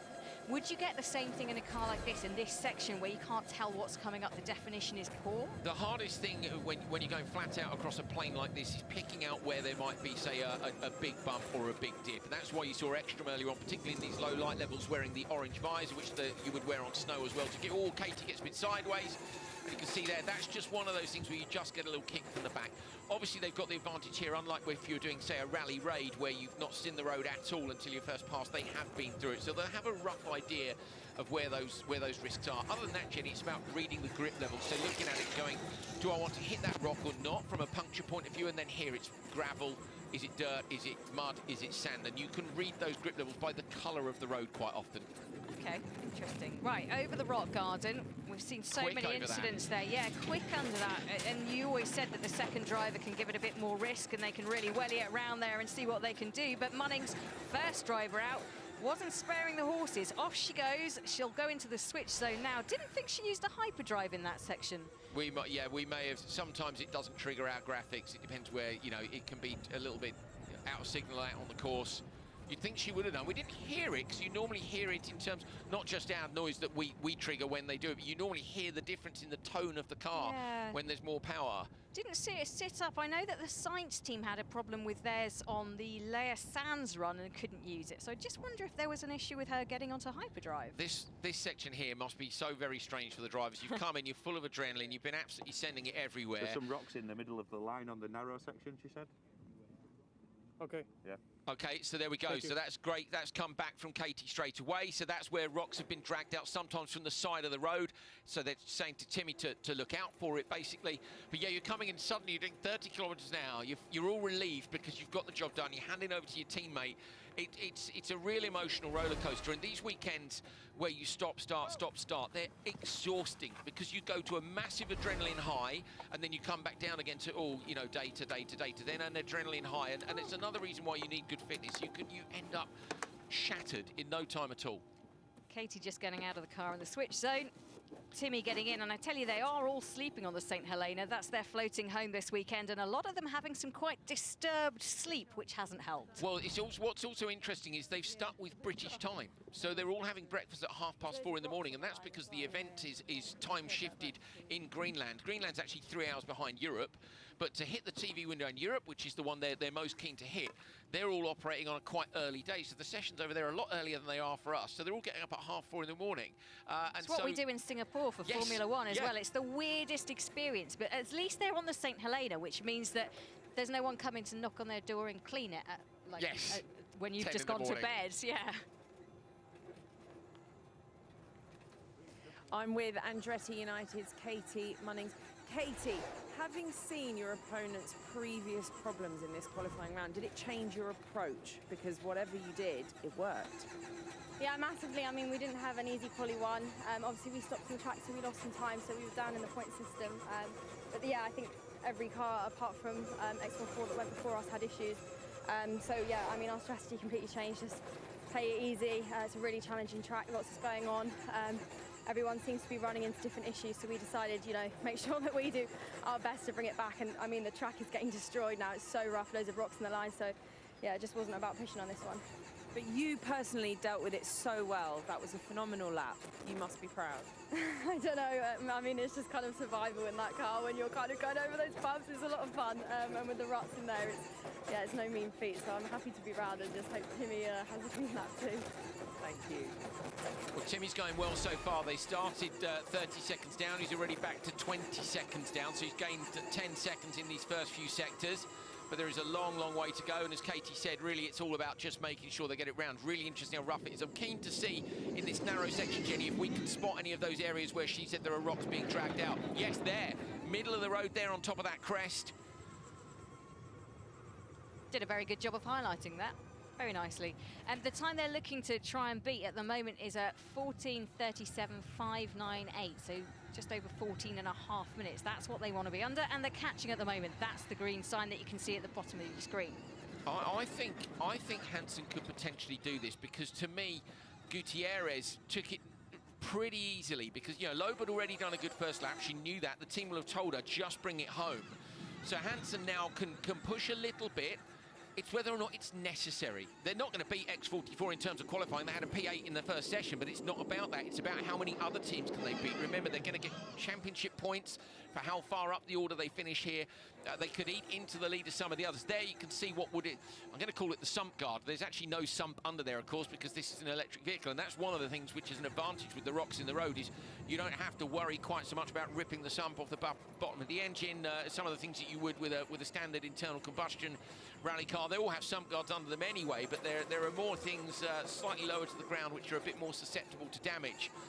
It's more probably transmission, drive shafts and suspension that they're keen not to rip bits off. We did see earlier on, of course, JBXE lost a steering arm in the rock garden, so it is still very much possible with the debris that's in the road. Yeah, Timmy, a little bit ragged, a little bit loose around that section, but clearly going out there and giving it full beans and catching once again as they come down this hilly section and then towards the gravel part of this track. Taking the left-hand lane, you can see the left is definitely the way to go now. All of the teams pretty much going to the left of that little bushel. Timmy dropped out the ruts there as well, so there's a very defined set of ruts coming down the hill, and he went slightly to the right of that and gave himself just a little bit more room. 17.82 seconds back now. They've still got, well, I would say half a lap to go, but this half of the lap is much faster. So I think 17 seconds is quite a tall ask, but let's see when we get down to the braking zone here.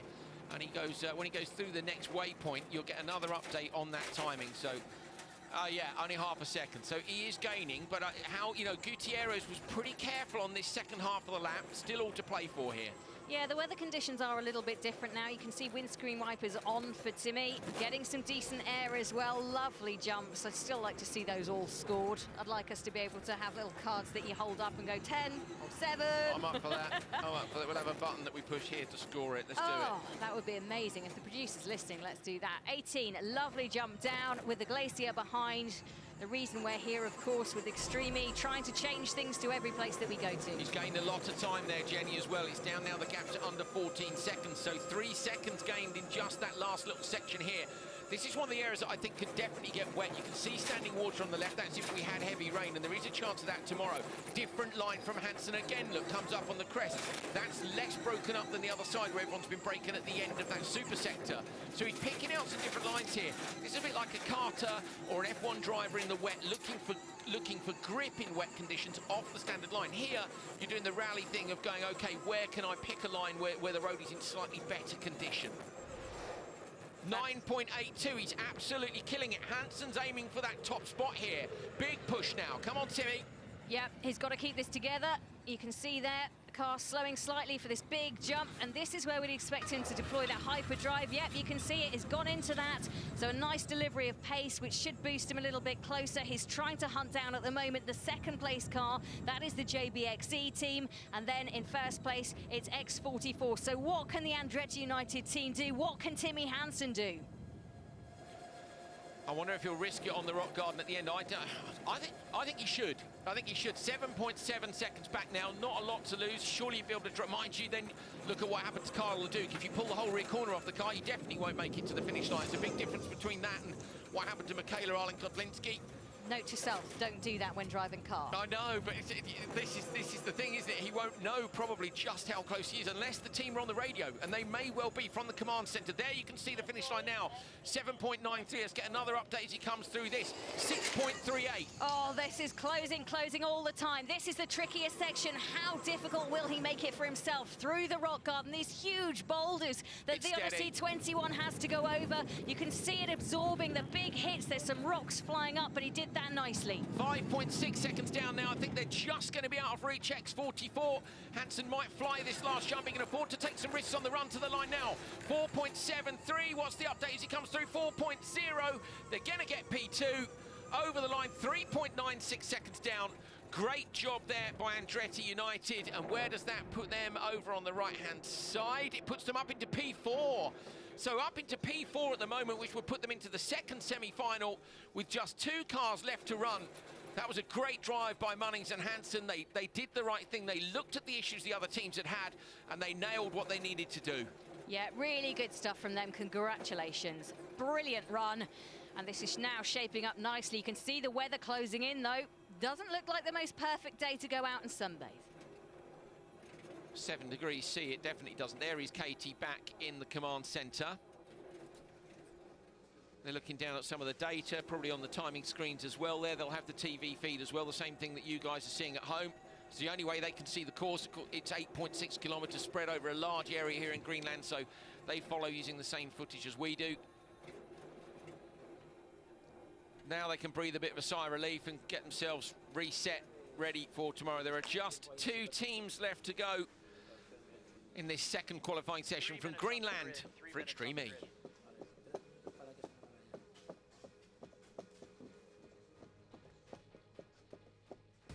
So the X44 car, we are on board with Sebastian Loeb as he took the start and wanted to try and impress. We've had a lot of issues, but for Loeb, for Gutierrez and for this X44 Lewis Hamilton team, you can see the class just oozing off as the car jumps.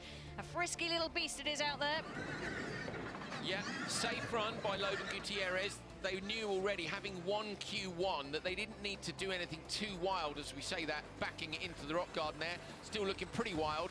But yeah, Loeb coming in with a great time on lap 1, handing over to Gutierrez at the switch zone here. And Gutierrez knew all she got to do is get it round, and they were going to be in that top qualifier spot. The cars that were yet to come had already had issues. So yeah, good, sensible tactics. Yeah, Gutierrez doing a really sturdy job for that team. Having come back through injury, she just had to get it home nice and safely. That's exactly what she did. You can see the sand flinging up as she took a slightly different line there. A little bit of the vegetation and the scenic route as well. Nice and steady, coming down onto the gravel part of the track and through the riverbed.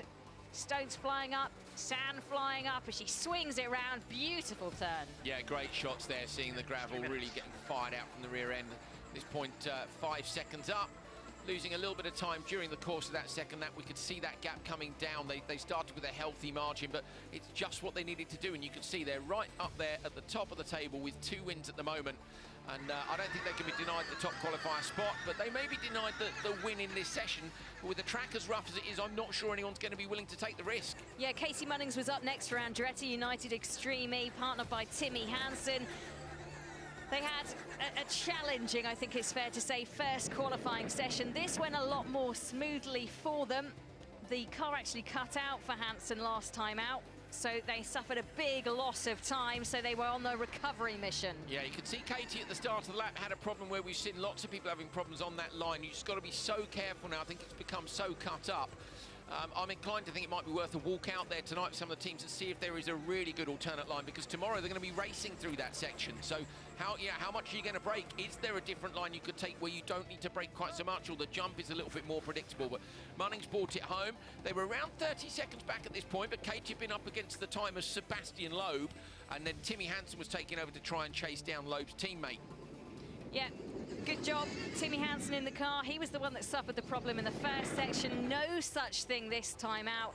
Windscreen wipers on, rain coming down, but Timmy clearing a path through. You can see the back end swinging out. He's really enjoying it out there and setting a really decent time to mean that they are currently second in the standings in qualifying 2.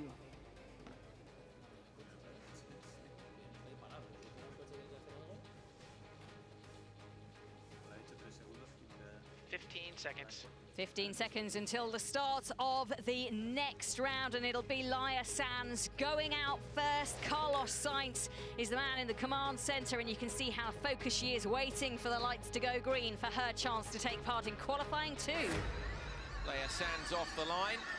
Now, Laia lost some time, didn't she, on her lap last time out, we felt.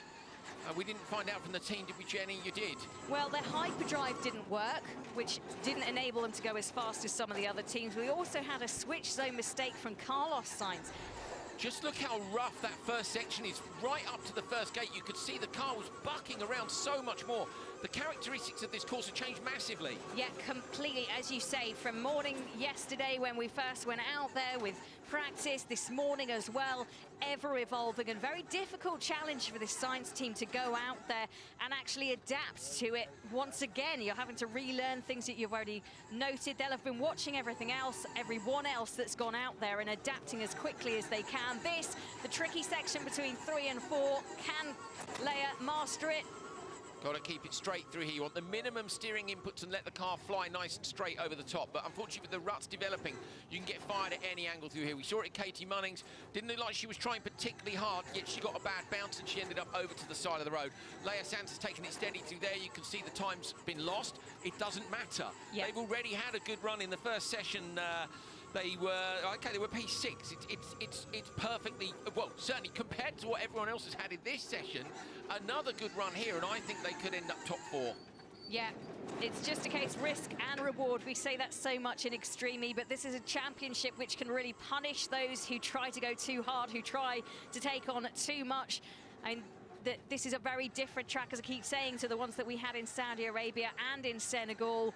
They're being asked very different things, but you know, Laia Sanz comes in with a huge amount of experience when it comes to this terrain. Oh yeah, she'll be reading the road fantastically. You don't succeed on bikes without hurting yourself if you can't read the road. You know, she's an absolutely brilliant prospect for this series. You could see there as well, different line on the way into the hairpin. Jenny, we spoke about that earlier on today. Now I think they're using that different line to try to find a smoother way in on the brakes, get a bit later, and then she cuts into the ruts at the last minute. There is no alternate line through here. You are stuck in those ruts, and it's a case of hanging on, hoping that the ruts guide the car roughly where you want. And here we've seen a number of cars run deep and off the side. Laia Sanz manages to keep it exactly where she wants it. Yeah, that looked really impressive actually from Laia. Just getting the car round that section, which is, as you say, being led round. She loses the back end a little bit at that section, just goes a little bit sideways in, but that's okay. It's so bumpy. That's the thing. I'm almost wondering if it's time for some setup changes to make the cars even better over the bumps. Compromise it maybe on some of the flat out sections on the plane over the other side, but for me, it's the bumpy first section off the start where you might be making some of those passes to be in the lead. No one's going to pass you through here tomorrow when you're racing. For me, that first section of the track is critical. How quick can you go through there? Can you take the lead and then hold everybody off through the rest of the course? It'll be interesting to see who does what. And also tomorrow, where do you use your hyperdrive? Yeah, where can you use it to really enable yourself to get ahead of competition, to jump somebody? There are, some people using it off the start line. We've seen that as a way of doing it. Do you want to take the whole shot? That's the thing. If you want to take the whole shot, you may need it immediately. If not, you've got at least 2 places you can use it on the back of the course. I kind of hope we're going to see that tactical battle. We saw last time, didn't we, in Senegal? I think it was Kyle Leduc who saved his in case he needed it at the finish, straight to the finish line. He didn't. He made 2 great passes in the middle of the race anyway because he's a weapon. But I would have liked to have seen if that had played out. He basically gave up the start because without the supercharge off the start, the hyperdrive off the start, sorry, he couldn't take the lead. Yeah. But he knew that he had the pace and that he could sit behind them and take it at the end. He said earlier, $1 million question, where do we use it? Really looking forward to finding out. So the science team currently in 5th position. They'll try and claw some more pace back if they can. We saw Carlos Sainz going out earlier with a tremendous round, so he'll look to pick up from Leia and do the best he can. The car like a bucking bronco at the moment, just kicking at the back. This a big drop down at 18, just softly. No, she went pretty full in. Yeah, that was pretty lit over there. She's 25 down at the minute. If you remember, it was Sebastian Loeb, remember, and Christina Gutierrez is the target time. Loeb was out first. This is a similar gap at the minute that Katie Munnings came in with, and Timmy Hansen got back to within 4 seconds of X44. Now, you'd like to bet, wouldn't you, that Carlos Sainz will fancy his chances against Sebastian Loeb. They'll be doing battle in the Dakar against each other next year. You know, there's a bit of bragging rights here as well. Is Sainz going to go fully lit here, or is he going to go, no, I need to take it steady? I mean, we'll see. Whoopsie, that was a very close call. She almost went into the flag there. I think it was number 22. She just managed to navigate her way without taking it with her. We have seen some flag infringements so far. She's just holding on to that belt, just trying to tighten it up a little bit. Maybe she's feeling a little uncomfortable in the car at the moment. Not surprising. Have you seen hyperdrive yet? Nope. You said, didn't you, they had an issue with it earlier on? Have they got an issue with it again? I think they'll use it now. Next? This should be where they use it if it's working. The logo is there. It's the cross at the bottom. There we go. And the tone, it changes immediately. You can hear the RPM rise much more sharply on the motors on the car. That extra output from the battery just gives them a big boost of speed. So super sector at the moment, Andretti United have got that under their belt. There's 5 points for the team that goes the fastest over the whole weekend. So it's not a done deal yet, but that's certainly good for Andretti United. They could definitely do with the extra 5 points. They're currently leading a little gaggle in the standings. They're 4th on 37 points. Excite also have 37 points. This team, the Axionia Science team, 36 points and 35 for App Cupra. So really tight in the standings in that midfield section between 4th and 7th. Yeah, even Veloce and Segic Ganassi are on 31 and 30. So, you know, this is the midway point in the season, Jenny. We've been saying there's less racing after this than we will have had to this point. Really important to get a good result this weekend and just see if you can get yourself back into that championship fight. Remember, things haven't gone brilliantly for RXR so far during qualifying, and they have gone brilliantly for X44. So those two teams are pretty much out front their own. Laia Sands is super slow through this section. That's a very cautious approach to that. Really took her foot off the gas and just trundled through those rocks. She doesn't want any damage to that car, and I can understand the team having said, okay, that section, just slow it right down, treat it as maximum caution, and bring the car back nice and safely. And you can see it's getting quite dark out there in comparison to earlier on. The lights on the car starting to show up, the windscreen wipers going full beans to the line where she'll suddenly brake. Don't brake too hard, and then to 30 kilometers an hour, and she'll make a very slow way back. Uncomfortable on her right shoulder, I think. She's not particularly happy with the way that belt is. It's tricky to get them absolutely bang on. They need to be so tight to hold you in the seat just how you want it. But you know, you take a deep breath, you pull the belts down during the course of the run. Things, I wouldn't say the belts loosen. Obviously, they're designed not to loosen, but everything does move around, particularly when you've got the hands device on. Carlos is using the different kind of head and neck safety device, which is a harness which goes around your chest. I'm trying to see what Laia is using. I think she's using a traditional hands device which comes over your shoulders like a carbon fibre halter, and that can be really tricky with the belts. There are some belts designed actually to hook onto them so that they don't come off the side. Now the changeover last time, Jenny, wasn't very good. Carlos came into the wrong switch zone and they just went over it. It took them 50 instead of 45, so into neutral, and now this has got to be nailed. Yep, they don't want any more mistakes. They want this clean and clear. So you can see as Leia gets out, you see she's got the standard hands device on. And there, Carlos has got the one on which is held on by straps across the top. You see it just across the back of his neck there, and there's less of the material coming down across your shoulder blades at the front. Harnesses are held up by the bungees either side.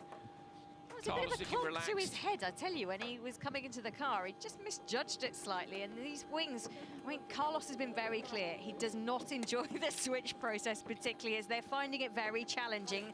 As bigger and older drivers, he obviously would find it a bit of a challenge. I would say, if ever you get the chance, if you know someone with a rally car, if you find one at a show, and just nicely ask somebody, could I climb into the car? Because you'll be really surprised how difficult they are to get into. And it's since these X diagonals, which you can see in the door, which is probably from mid-90s onwards, just makes it a bit harder to get in the car, but it makes the car a lot safer in a side impact. So I hope they have this at like one of the shows, one of the car shows in the winter that lets people really get up close and meet it. and try and get into it and have a look at just how big they are, because everybody has said they are beasts, and I think it's surprised even the most experienced of drivers what you can do, what you can get out of them. But Carlos Sainz, the experienced driver, I suppose, and he's out there giving it full beans. Let's hear it from his teammate. I'm with Asiana Sainz's Leia Sanz. Leia, that was brilliant. You're right in the mix there for the semi-finals. Feeling positive? Yeah, well, for one side, we are happy because the result will be not too bad today, but I think our driving can improve and also the car, so I think we are doing a good job, and let's improve a bit for tomorrow. Brilliant, thank you. Good luck. So Sainz, I think, at 38 seconds back, Jenny, is a little bit too far back, even if he chose to have a big push. I think to close it down, Hansen got within 4 seconds, didn't he, when I think they had a gap of 30-odd. He'd have to try very hard. You can't bet against El Matador, even at 59 years old. You know, this guy, that's many years' experience, isn't it, of going flat out. You can't bet against him, but however, if you look at the way that they could qualify through, you've got to think, is it really that sensible to even push? You've got car 1 going through to semi-final 1. 2, 3 and 4 all go through to semi-final 2. So maybe actually you just hold position. You're fine. You don't need to try and catch the guys in front of you, because there are 2 people in front of you that you're going to have to try and beat to even get within sniffing distance of Loeb and Gutierrez. But yeah, I mean, their drivers, their races is what they do. I'm looking, they were P6, but ahead of them, Apt Cupra, DNF, Segi TV Ganassi, DNF, Veloce had a problem, Excite, DNF. They could go as high as P2 here at the end of this session. They don't, as you said, and they don't necessarily need to have an incredible result to do so. No, and remember, you do get championship points. So first, you'll get yourself 12 points. If you're second in this, always going down, an ever-decreasing number, they'll get them... They were only 1 position ahead, don't forget, of Andretti, though, in the last session as well. So Andretti are just 1 place behind. So if they could beat the time of Andretti, then that would put them ahead of them in qualifying. So I don't know, maybe they will have one eye on that. On the other hand, maybe just go, no, you know what, we're in the semis, we're good. It's so difficult to know what their drivers are going to do to predict and work out their reaction. Look at the rocks, Jenny. Absolutely huge rocks been dragged out now. That was completely smooth this morning. Yep. Extra challenges, extra obstacles, I suppose, for the drivers to tackle. This Acciona Science team were meant to be the last out on track. They won't be, because Rosberg X Racing still to go. They took a little bit more time to rebuild the bodywork after Molly Taylor had a big 360 roll when she was out on track this morning. If you haven't seen it yet, check out social media. You can replay it to your heart's content. It was a whopper, and she just carried on. Yeah, rolled over, didn't even stop. She had the car back in drive and away, literally didn't stop. I'm pretty confident the data will show the car didn't stop. 1 rollover, she was lucky it was on the sand, pulled a fair bit of the bodywork off, and if you looked at her when she rolled, she gritted her teeth, she realised immediately she'd landed on her wheels. Thanks very much, crack on, absolutely brilliant. But nothing less than we'd expect from Molly, to be honest. One of my favourite parts of the track now as they come through 17, a little bit of a flick up, and then 18, the big drop down. Oof. It's a big old hit, isn't it, through there? Love it, this is the big one. Taking a lot there. Yeah, nosed that in quite hard. So Sainz is feeling pretty comfortable with giving the car a bit of abuse. We have seen some teams really trying to look after it because of the issues that some of the other teams have had, playing it a bit safe. Wouldn't say Carlos is playing it too safe, but he's also not eating into the time like we saw Timmy Hansen doing. Timmy, by this point, if you remember, was within 15 seconds, I think, of the car in front. So he did start a few seconds further back. He's only got, I mean, what were they, +4 Andretti, so they're only 19 seconds off the back of Andretti right now. I think they should, yeah, they should slot in somewhere around where Andretti are. Hyperdrive on for Carlos Sainz. So potentially chasing 4th or 5th. Points-wise, that would be the difference of 3, actually. 4th place gets 15 points, 5th place 12 points. See, I'll tell you what we haven't accounted for here is the DNFs are done in order of how far they got round the course. So Apt Cupra, despite the fact they didn't finish, they made it round the whole of the first lap, and the 3 other cars I don't think did. So Apt Cupra have actually got a better point score than we thought they had. Their DNF isn't as bad, and that sounds crazy, but that's the way it's done. In the same way that we had the 2 DNFs in the final in Senegal, the further up the track you are, you then get that position. Absolutely. So the time coming down at the moment, losing a little bit of time. When they're chasing and actually gaining time, you can see that the number will go into green. And he's not messing about here. Carlos was pushing through there, Jenny. That's a long, sweeping left-hander. One of the things that strikes me so much, having been involved in off-road motorsport as long as I have, is how much you can hear the gravel and the underside of the car. Obviously, we're dealing with electric vehicles here, and normally in a rally car or rally cross, rally raid, you're hearing a lot of engine and transmission noise, and in this we get a fair bit of transmission noise, which you can hear the whining, but the abuse. Listen to this. That gives you a great idea of just the amount of abuse these cars are getting. This is a really tough track. You wouldn't want to be on your mobile phone trying to speak through that section, that's for sure. Right, Carlos Sainz comes towards the finishing line. Where is he going to be able to put this car? They're catching as they go through the finish. Lia did the job, and Carlos comes in P5. So, very admirable job. Let's see where he ends up then. P6. P6. So they've gone 6th. They're just behind Andretti and Veloce. Oof. Got your breath back? Yeah, I think Sainz could potentially have gone one place higher, but still, it's a good run. We've had so much incident. I think that you've got to nurse the car a little bit and get it back. You heard the voice there of our race director, Scott Elkins, and he's the man who calls the cars away. You also heard him say 1 minute, so not long. Don't go anywhere. Don't put the kettle on quite yet, because Rosberg X Racing are coming up. They are our championship leaders. 71 points on the board, 14 ahead of X44. They had a very, very difficult first qualifying round. I won't lie, they had one problem when they had Christopherson in the car. 30 seconds. And then another problem with Molly as she rolled the car. So Molly back in there. You could see she's ready to go on the start line. Let's see what they can do. My word, they need a decent drive right now, don't they, Andrew? They do, and the points are close. Andretti and Acciona Sainz were only just in front of them. I would 45 argue seconds, that it could be worth taking a risk here. They're in P8 anyway, so if it doesn't go according to plan, as we said earlier, nothing ventured, nothing gained. If you went flat out and you get right up there on the timesheets, they could again go up into sort of P4 ahead of Sainz and Andretti. Then on the other end, they're probably going to end up in the same semi-final as them anyway. I don't know. It's so hard to tell. And of course, it's moving for the teams just as quickly as it is for us. So it's hard to make those tactical decisions. Away from the line, RXR into the final run for Q2. Yep, they are off, and it's Molly Taylor at the wheel, the Australian, who had that big roll when she was competing this morning, but she just carried on, no problems for her, a bit of cosmetic damage. They had to rebuild a lot of the bodywork, and I think that's taken a little bit of time for them. That's why they're going last in the order, and Molly will have learned from before. Don't do it again, I think, is the idea. They're not going to want to lose too many championship points either, Jenny. They're leading the championship at the minute, but they're going to lose some points here to X44. They can't beat X44. They're going to take the top qualifier spot. So it's about damage limitation. And actually, Molly here could smash in a brilliant time. Look at the last couple of times where we've seen them some 30 seconds off the pace of Loeb. We know Gutierrez went fairly steady on the second lap to look after the car.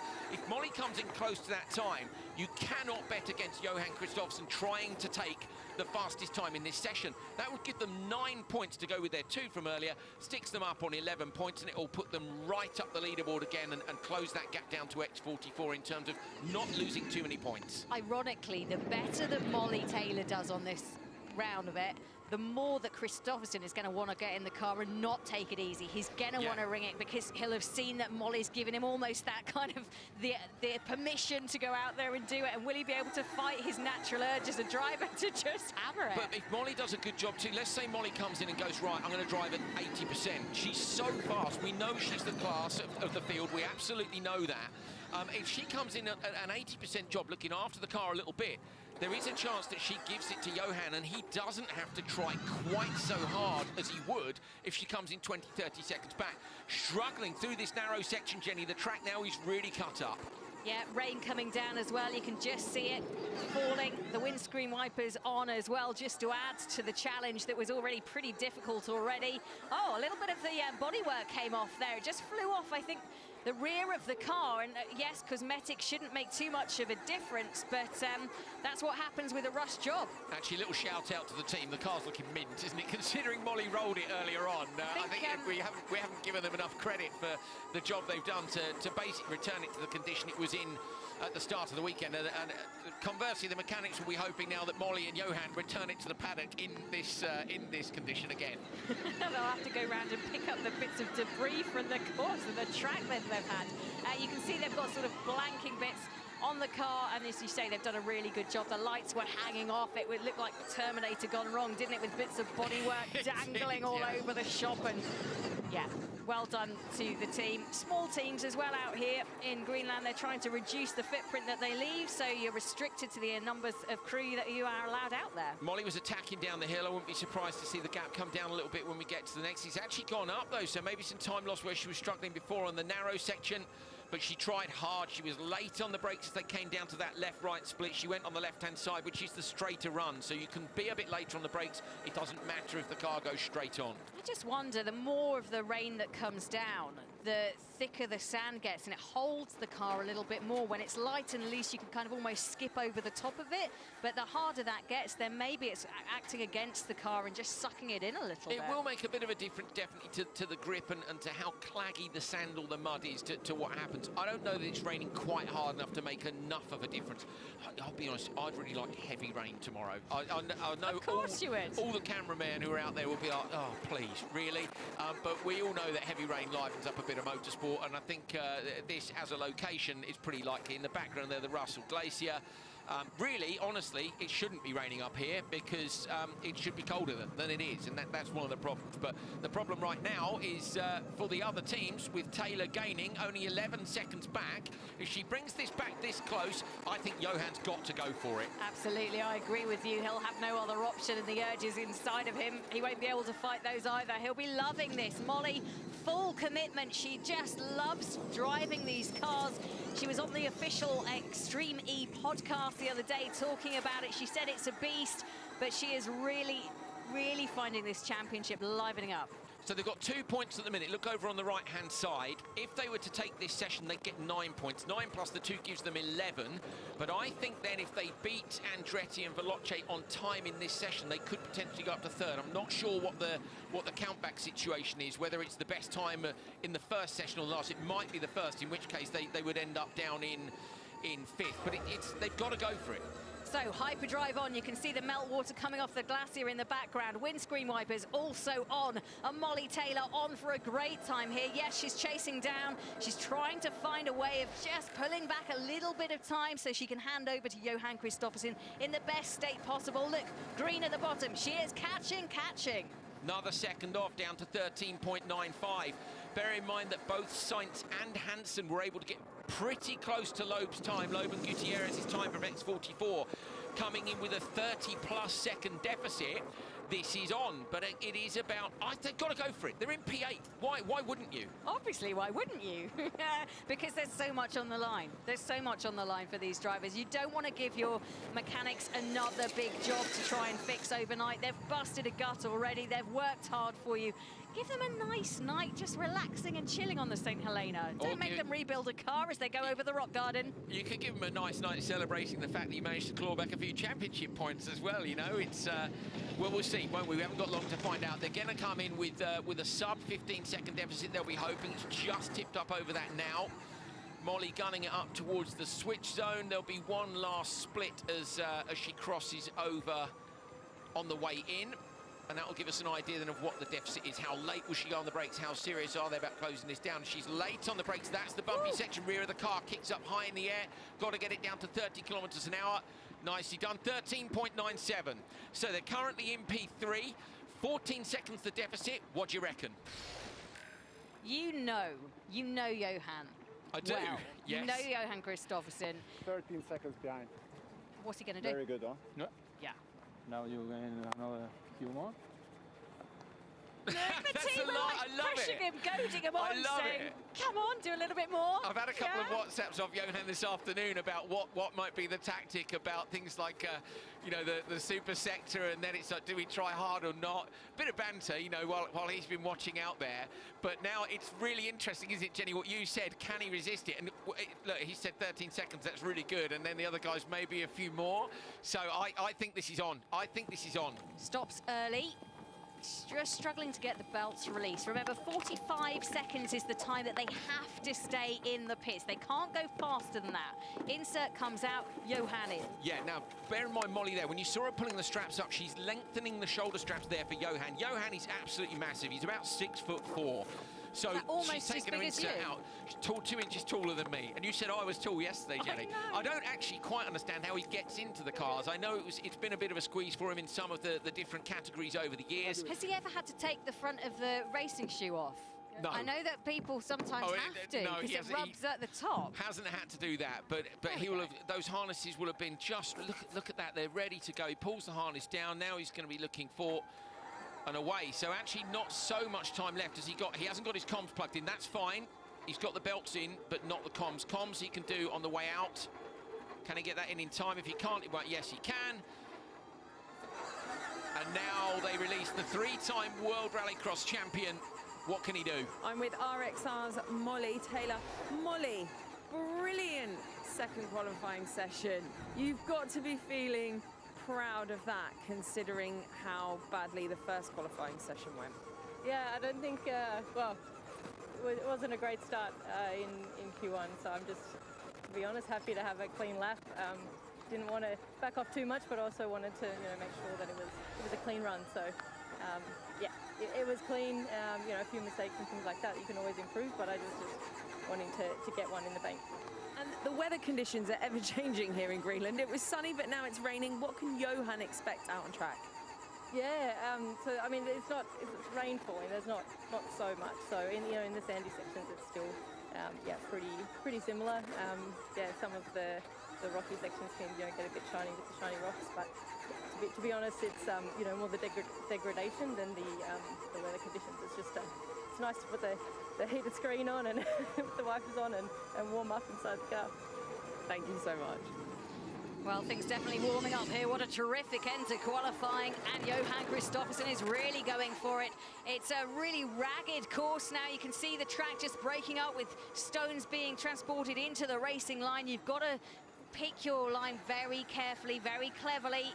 And if there's anybody that can do that, it is Kristoffersen, and he starts to claw back at the time. It was just over 10 seconds. Now it's just under 10.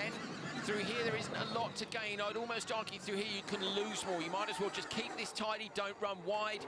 Don't knock anything in terms of the geometry on the car. Wait and be patient on the throttle, which he does through there.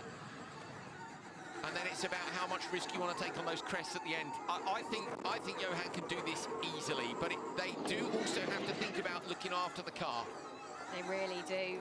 And this is really fighting against your instinct as a driver, because you know what you want to do. You want to go out there and blitz it, using the banking again just to help him turn the car into that. Going through the waypoint markers, past the lake. Looks like a lovely scenic place, but Johan won't be looking around. He'll just be eyes focused and forward. They're going to want to lay down a marker here to the other teams. Finals time tomorrow. They've not been beaten in the racing so far. You know, they've won both rounds here. One, we've got to the finals. They've been beaten both times by X44. But at the minute, you know, this is Molly Taylor and Johan Kristoffersen going, do not count us out. We had a bad session. We said earlier on, didn't we, championships are won by what champions do in the bad sessions. Not always about how many wins. It's how did you drag back that bad weekend. This was looking like a bad weekend. It's now looking like it's going to be a win in Q2. The gap is down to 6 seconds. Pops a wheel up over the crest down at the bottom of the hill now. Going to come through. What's the gap going to be as he comes down to 4.95, Jenny? This is on. It's on. It's certainly on, and the pace is good from Kristoffersen. You can see him just looking at what he's got to do. He knows he's got a tight chicane line here. It's turn 16 in front of the Russell Glacier. It's a beautiful shot, but Kristoffersen won't be looking at the Glacier. He'll be looking at what line he wants to take. He'll pinpoint in. He knows where his turn-in point is. He'll mark it, he'll turn it, and then he'll get the car away as quickly as possible. Not so much dust and dirt flicking up. It just goes to show that he took that gently, going for the smooth way of driving. I think as well the dampness potentially will bring down some of the dust, which would be great for tomorrow, although if you get mud on your screen, you won't be able to see anything. The gap's down to 4 seconds now. I reckon, I think now down to 1.55, so that last sector then, 2.5 seconds taken out. It's not going to be long before this goes purple, and that will mean that they are on for the fastest time in Q2. That would be some redemption, and there it is, minus 0.45. The championship leaders are fighting back here. This is a demonstration of how to drive Extreme E style in the Arctic. Try saying that after a tongue twister of a day. This is XRX. Nico Rosberg not here today. He's collecting an award for environmentalism in Bonn, but he will be watching on and cheering on his team because they are doing a great job together. He's going to be hoping that they're going to be collecting awards for going fastest, isn't he? Minus 2.78 now. Kristoffersen's got 3.65. It's roughly a second per sector. Whereabouts he's reaching down to the dash. Hyperdrive? Yeah, maybe. It just had a worrying... There it is, yeah. I thought it was a worrying glance for a second, but it wasn't. Now for the hyperdrive. Flat out across the bottom of the valley. You can see the meltwater from the glacier in the background. You can see the rain falling, and you can see full focus from a man who is used to winning, but that's a big jump. Huge jump from Kristoffersen. 6.38 now, risking it there. Yeah, he really is. He's decided that his style is to go all out for this. The team were encouraging him, almost goading him into it, but look at the commitment, look at the pace, the speed, the beautiful backdrop. This is a beautiful performance from the pair who are leading the championship standings. Any wonder why? So not able to take the super sector. It's still Timmy Hansen that leads that for Andretti United with this time from Q1. Minus 5.8. This is the long left-hander that we watched Carlos Sainz come through with a nice push on. I wonder if the team will be on the radio saying to him, maintain. You know, he doesn't necessarily need to push now, but this win, that extra point for just being one place further up, could see them a lot further up in terms of the championship, the qualifying and the championship points later on. Yeah, the Rock Garden awaits. How hard will they go in? Oh, that's how hard. We're going to take the camera out, have some of that. I'm guessing there was no cameraman attached to that. I think it was just a remote camera, so we're okay. But we can replace that, that's fine. Stones flying up, the car full pace there. You can see he was putting all the energy into it. He doesn't care if there are rocks to go over. He is going flat out to the end of this. He is going to secure first place. You can see the timing coming down. He has eaten away at that. The challenge is incredible. The fastest time for qualifying two. Congratulations to Kristoffersen and Taylor. They have brought it home for Rosberg, so they get the points. You can see 17 for them, X44, Apt 11, RXR 11. That is your top three. Well, that was some way, wasn't it, to finish qualifying. Absolutely brilliant performance from Taylor and Kristoffersen. 14:26.6. They win Q2 by 10 seconds from X44. X44 do hold on to that top qualifier spot, but that fight back from Taylor and Kristoffersen was epic. Yep, so let's have a look at the combined classification points, and it shows that Loeb Gutierrez are in first place, 17 points. Then going into semi-final 2, Ekstrom and Kleinschmidt in the Apps, then RXR and Andretti United. Now, joining Loeb and Gutierrez in semi-final 1 will be the Sarazan team with Veloce and the Axona Sainz 2. This is the points from qualification, so where they finish. These are actual championship points rather than qualifying points. P9 for Excite. Unfortunately, there were a few issues for a few teams during the course of today. What's fascinating for me is the way the semi-finals are played out. Semi-final 2 is very tough indeed tomorrow. Brilliant fight back by Kristoffersen and Taylor. They ended up with P3 in those standings by just 0.4 of a second on a countback, basically on the super sector. So Ekstrom beat Kristoffersen by 0.4 of a second from the first sector. The first qualifying session. That's why they ended up P3 when they were on equal points. Brilliant. So it's the X44 team once again, our top qualifier. Let's go down and hear from them with Caroline de Moraes in Greenland. I'm with X44's Cristina Gutierrez. Cristina, congratulations. You won both qualifying and 12 championship points. You must be feeling good. Yes, the feeling is incredible now. The team, the work team was incredible. Seb did a very nice job, and for us is something take it easy in the track, because now it's totally destroyed. It's totally destroyed, and it's easy to make mistakes. So for us, it's a good day. Thank you. Here is what's happening with the championship standings. Okay, semi-finals first of all. We've got Loeb and Gutierrez, Sarrazin, Gilmore, Sainz and Sands. To me, X44 are clear favourites, and we know that was kind of what was going to happen in semi-1. That's that huge advantage for being top qualifier. Look at semi-final 2. Yucky, yuck, yuck. If you want 2 cars go through, 1 will be left out, and you have got big hitters.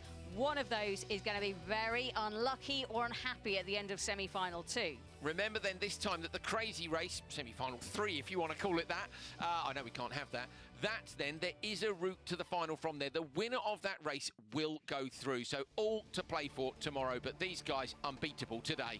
Yeah, and what a job they did. Sebastian Loeb and Cristina Gutierrez, they showed exactly why the class qualifiers of this show. They absolutely bossed it out there, going over the rock garden, the most challenging point of this track. We've seen big problems, no problems for them. Make sure you come back. We have great semi-finals lined up and a 5-car final.